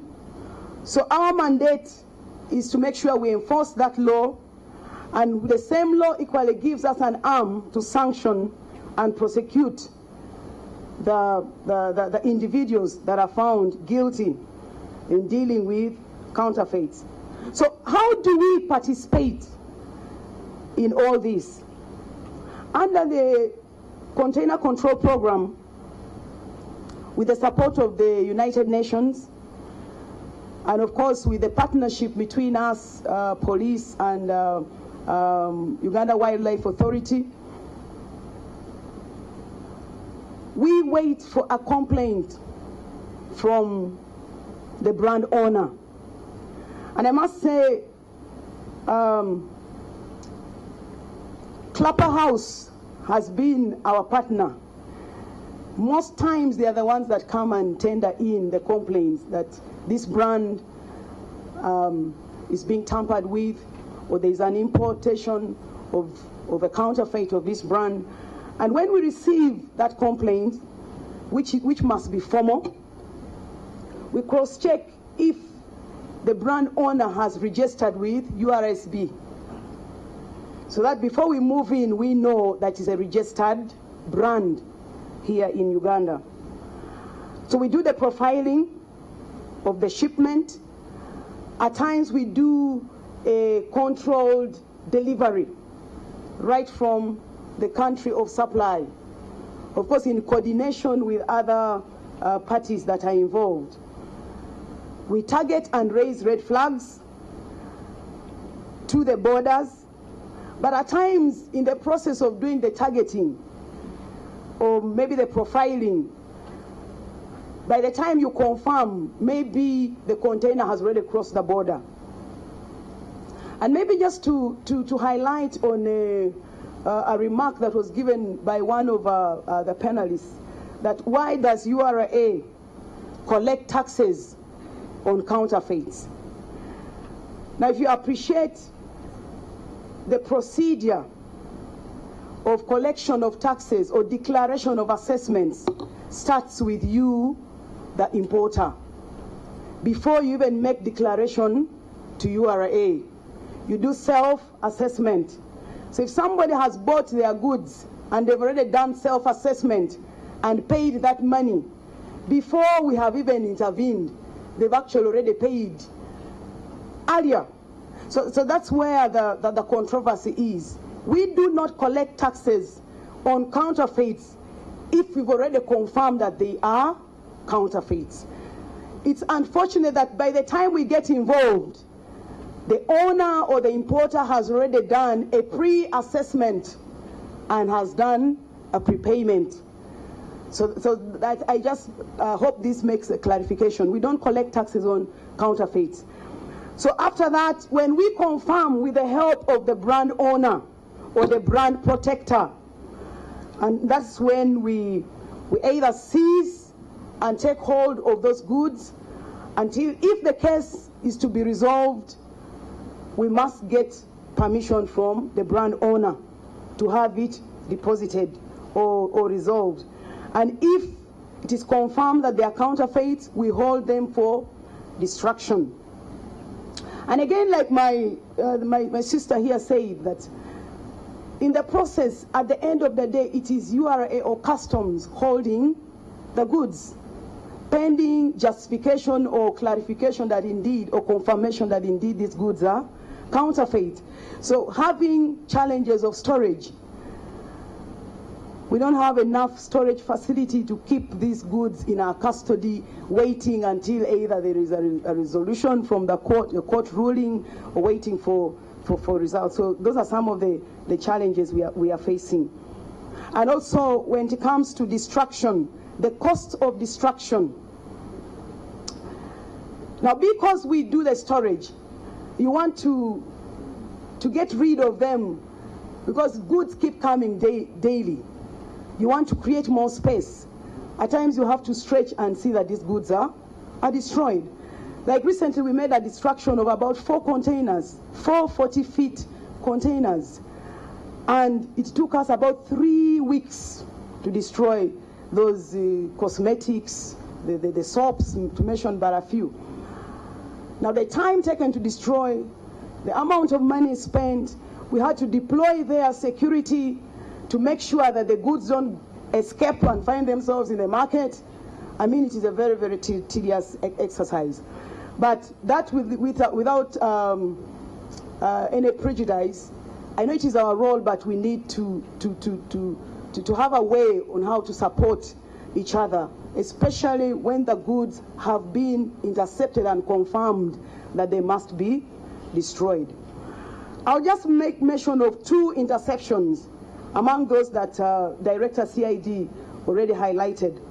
When I heard somebody talk about Ditto, I have children, and the soap we had mastered for children to use was Ditto Junior. It is after this interception that we discarded Ditto, because you no longer differentiate between the original and what was not original. We intercepted over 190 cartons of counterfeit Ditto, marked made in Egypt, and yet the exporting country was China. Exactly what my brother Solomon was talking about. So because of what made us raise red flags on this particular consignment, the address on the bill of lading was questionable. The routing was suspicious. These are goods made in Egypt, and yet the supply country, the export country is China. That raised an eyebrow. And of course, there were a lot of concealments. Now, before confirmation, of course, taxes had already been paid, and unfortunately, we had to destroy those goods. We also had interception of lotions of, I don't know whether I'm supposed to mention the names, of Dove soap and body lotion, you know, and of course by our very good brand owner, Unilever, who gave us the information, and we worked together. Actually, I must give an upload to Unilever. They're really trying to fight this. They are trying so much to fight this. There's a time we had a serious operation in town, picking out certain products that they had given us indication how to identify that they are not their products. We've had Dove lotions, Dove soap, and recently we've had Gucci. Gucci is one of the best brands in the world. So and Adidas. I don't want to mention so many others, you stop buying things. And of course we had a case of counterfeit money. I think that one went all over. We intercepted at the border. It had come through Kenya, through the bus, and the declaration on the packages was dog meal. Yet inside was counterfeit money, 50 notes of 50s. And when we went deeper, it was 189 million Ugandan shillings that have been counterfeited. So counterfeit is a challenge, and it is really a challenge for us to combat it, which calls for sustainable and practical intervention strategies, which cannot be done in isolation. URA cannot rise up to fight counterfeit alone.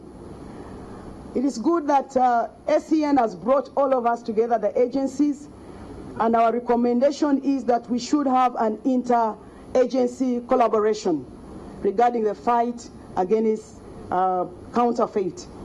We have coordinated border management, where we are working with so many agencies at the border, because we saw that this cannot just be done by one institution or one agency. And at the border, we have set up on top of the one-stop border post, we have a system, the single window, where we know all agencies at one stop can get involved. So that in the end also, as we are fighting this, we should also not cause so much fatigue on the importer. So we want to look at how all these agencies can coordinate and work in a manner that we manage time to resolve these matters and issues, not to again bring another problem in the process of fighting. We also recommend a massive sensitization to the public, to the traders, to literally to everybody. Because like 2 weeks ago, the interception I talked about, the recent interception, we had this taxpayer who says, I am not aware that this is illegal. What is wrong with me buying a jumper labeled so and so? So you discover that the importers are not even aware that it is illegal for them to trade in such items. We need to be able to train the officers from these different agencies so that we know what to look out for if we are given a task. And then I would also appeal that the brand owners should go all the way. Because many times after we've intercepted, we are so excited to report the figures. The report comes from the very guys who gave you the alert that now this one has been resolved, is now okay. So I think we need to do due diligence before we can get other agents to get involved to do this kind of interceptions. And also we are saying that the cost of destruction, we should find a way on how to meet the cost of destruction. Let it not just be left. Now, URA is positioned in a way that we are the guys that hold. And once you hold, you must stay with the product until it is cleared. And once it is being condemned by court, no one comes and says, now let's what?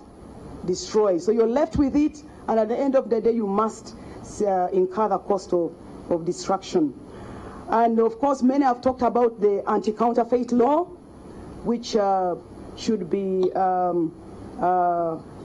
amended or passed. There's a bill that was tabled before the parliament, and the plea is that should be retabled so that it is passed. And of course, I pray that the implementation thereof will really be done well. Then, of course, joint focus operation. After we have confirmed with the brand owner that this product is a counterfeit, in most cases we end there. We end on that one consignment. We don't have an after action to go to the market and get all those so-called counterfeits. So at the end of the day, you find the affected importer may think that it was a targeted kind of battle towards that one individual. Yet, if it is a brand, then at the end of our intervention, we should be able to see an aftermath, some action that will affect everyone that is dealing in that particular product. So, as I conclude, the battle is on. And customs, we must say we are ready to join in the battle. At the international level, we've been positioned in a place that we cannot run away under the UNODC. And all we request is that all other agencies to come and let's fight, because this is about me, it's about you. When she talked about Pampers, once in a while I buy Pampers because I still have a baby. I now need to be careful whether I'm buying Pampers or I'm buying hampers. So this is about you and me. And my prayer is that the war has begun and there is no retreat. God bless you.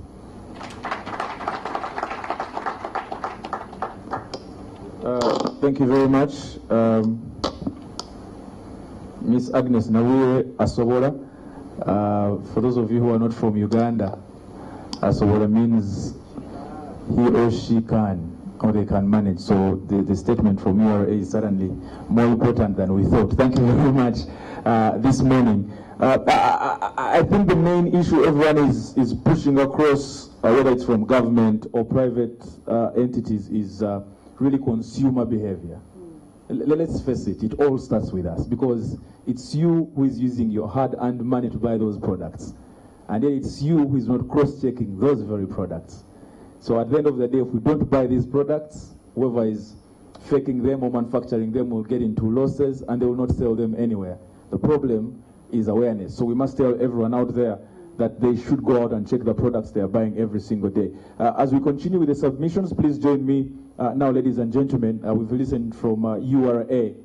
Our dear chief guest, we also have representation from UNBS, folks who are charged with standards. There's a very big debate which I think we shall have later, whether it is about substandard goods or it's about counterfeit, because it's again one we don't seem to explain very well. There's been a very big debate in the public about URA and UNBS. Some are saying, and Madam Asobola, I'll tell you this now, some are saying that URA is given a target by government and they must make that target.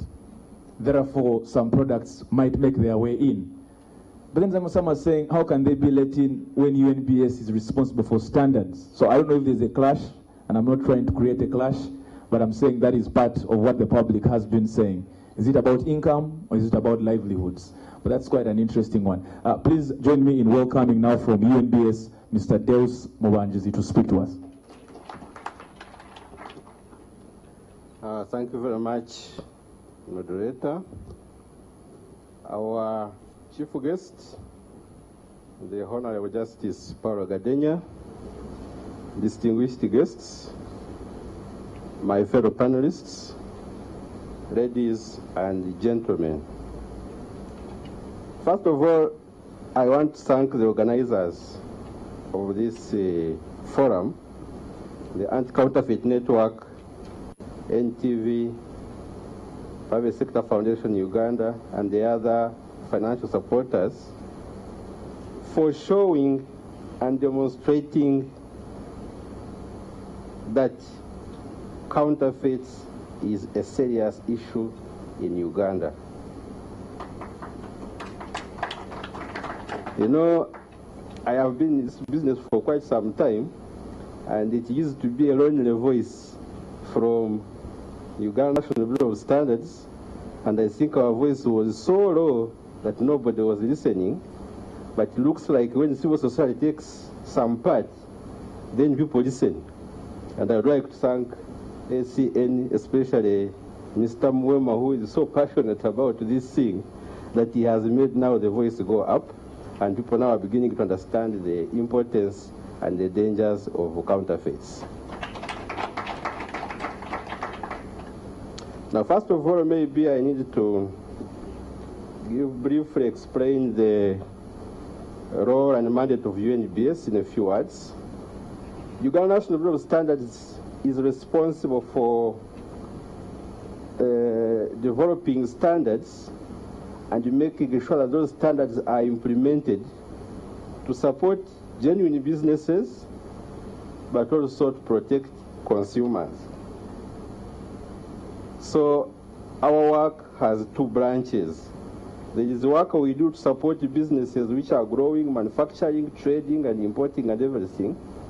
But you have another area where we must protect consumers and the environment, and also promote fair trade. UN-based implements two laws: the UN-based Act of 1983, which is the CAP 27, and also the Waste and Measures Act, which is the CAP 103. And all of them are for aiming at fair trade, consumer protection, but also promoting competitiveness of industries in Uganda.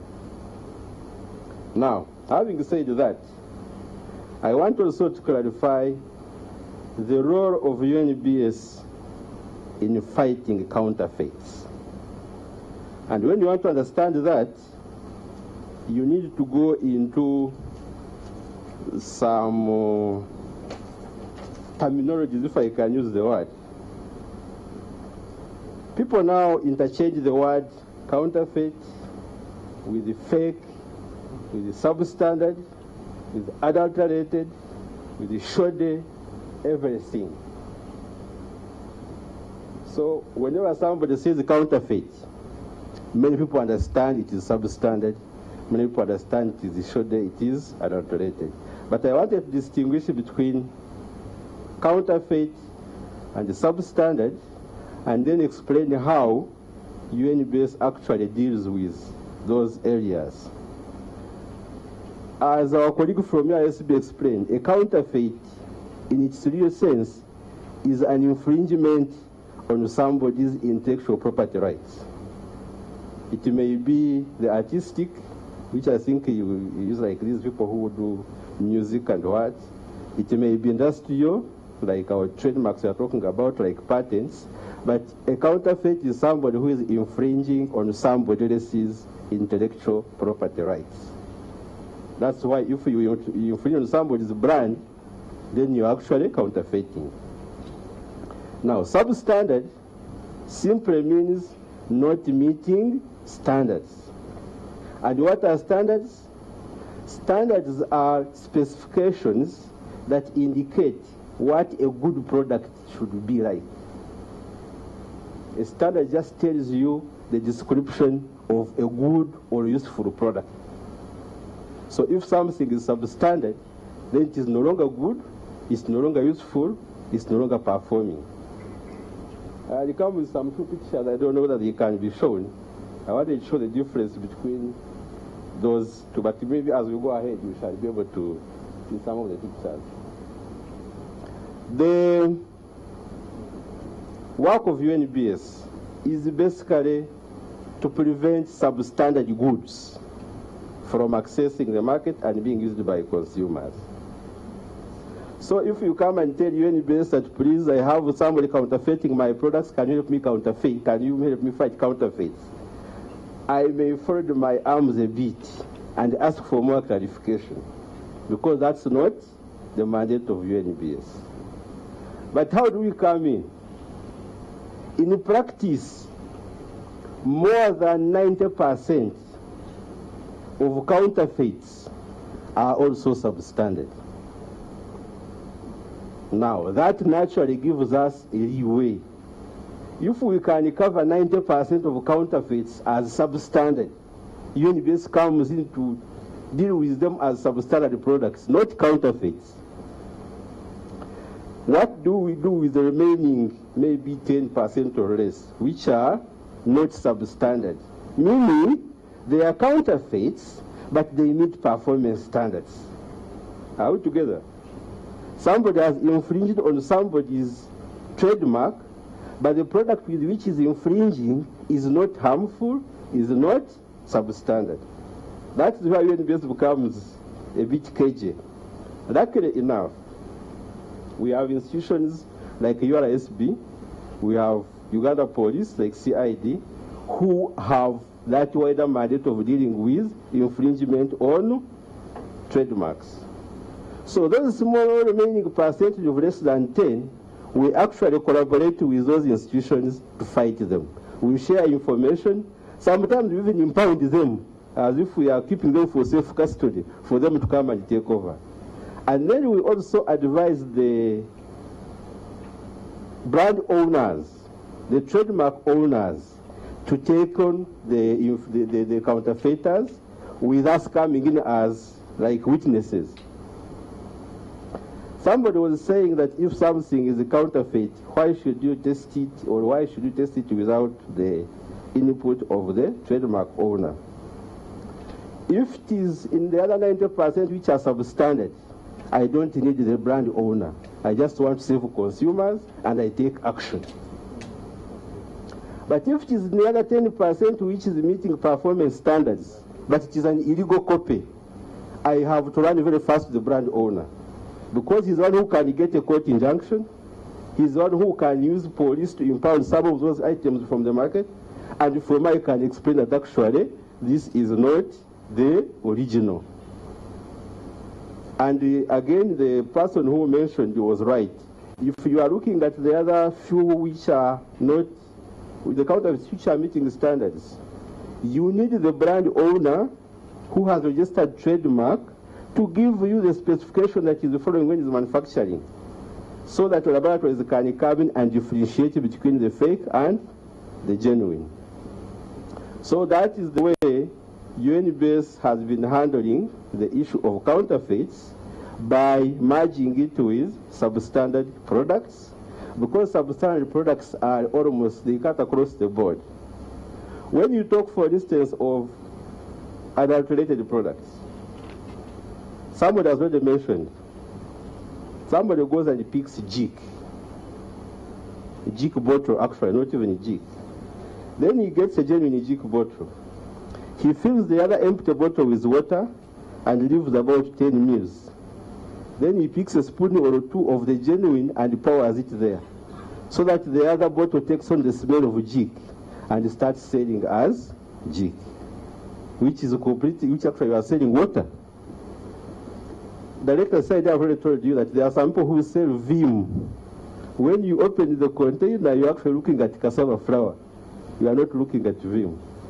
So those things, they may be infringing on somebody else's trademark, but for us, in our cameras, in our lenses, we are seeing somebody who is promoting cholera. If you use fake Vim, fake Jim, fake Vim or Jik, actually you assume you have killed bacteria, but you have not. So when there is a cholera outbreak, you're actually promoting cholera out there. So we are not contradictory. We are actually working hand in hand, but we want stakeholders to understand so that they don't mix up issues. If you have a trademark problem purely, you would rather run to URSB. If you have a substandard issue, you can run to UNBS. But there are intersections where we can also do the same, do similar work.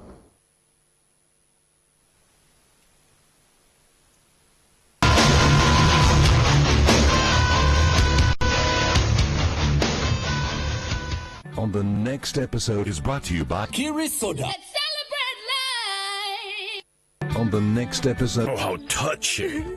The lady and the foreman are having an affair. How could you roll in the hay with a hired help during my absence?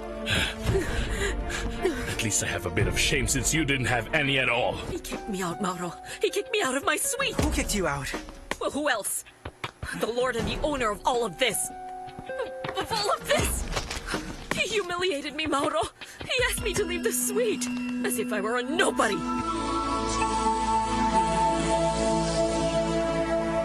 Kiri Soda in 4 different flavors: lemon, mixed berry, orange, and Kiri Cola. Celebrate life with Kiri Soda. He's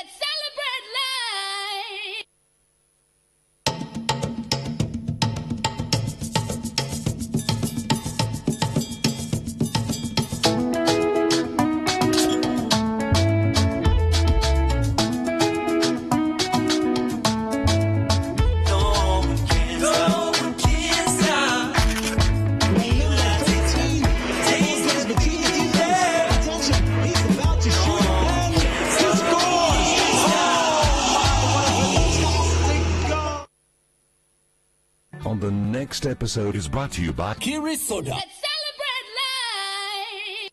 On the next episode, Overloaded vehicles are a threat to road safety.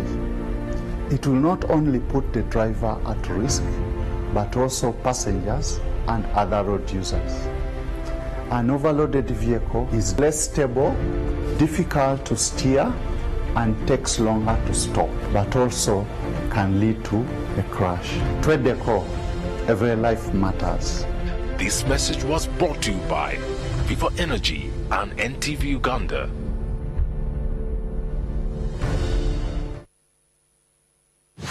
Politics bamujje mu security eggwanga lyaffe ligenda kukola ki kufuna obuzibu nze omuntu wa wansi atuula wansi ku ttaka ssebo nze ŋŋenda okuweerera omwana oyo ng'onzimbidde essomero lya kalina naye ne gavumenti oba eri munkwe etubuzaabuza tekutula eri awo tulaga eno esayidi katale akati abantu ate koona abantu basalinga baddeno nga baddeno emmotoka zibakoone awantu atwaga gavumenti etekawo sente wetulaba ambulensi zetuzibira omuntu n'awulira akakombe ka ambulensi ng'ereeta mulwadde n'alemera mu kkubo.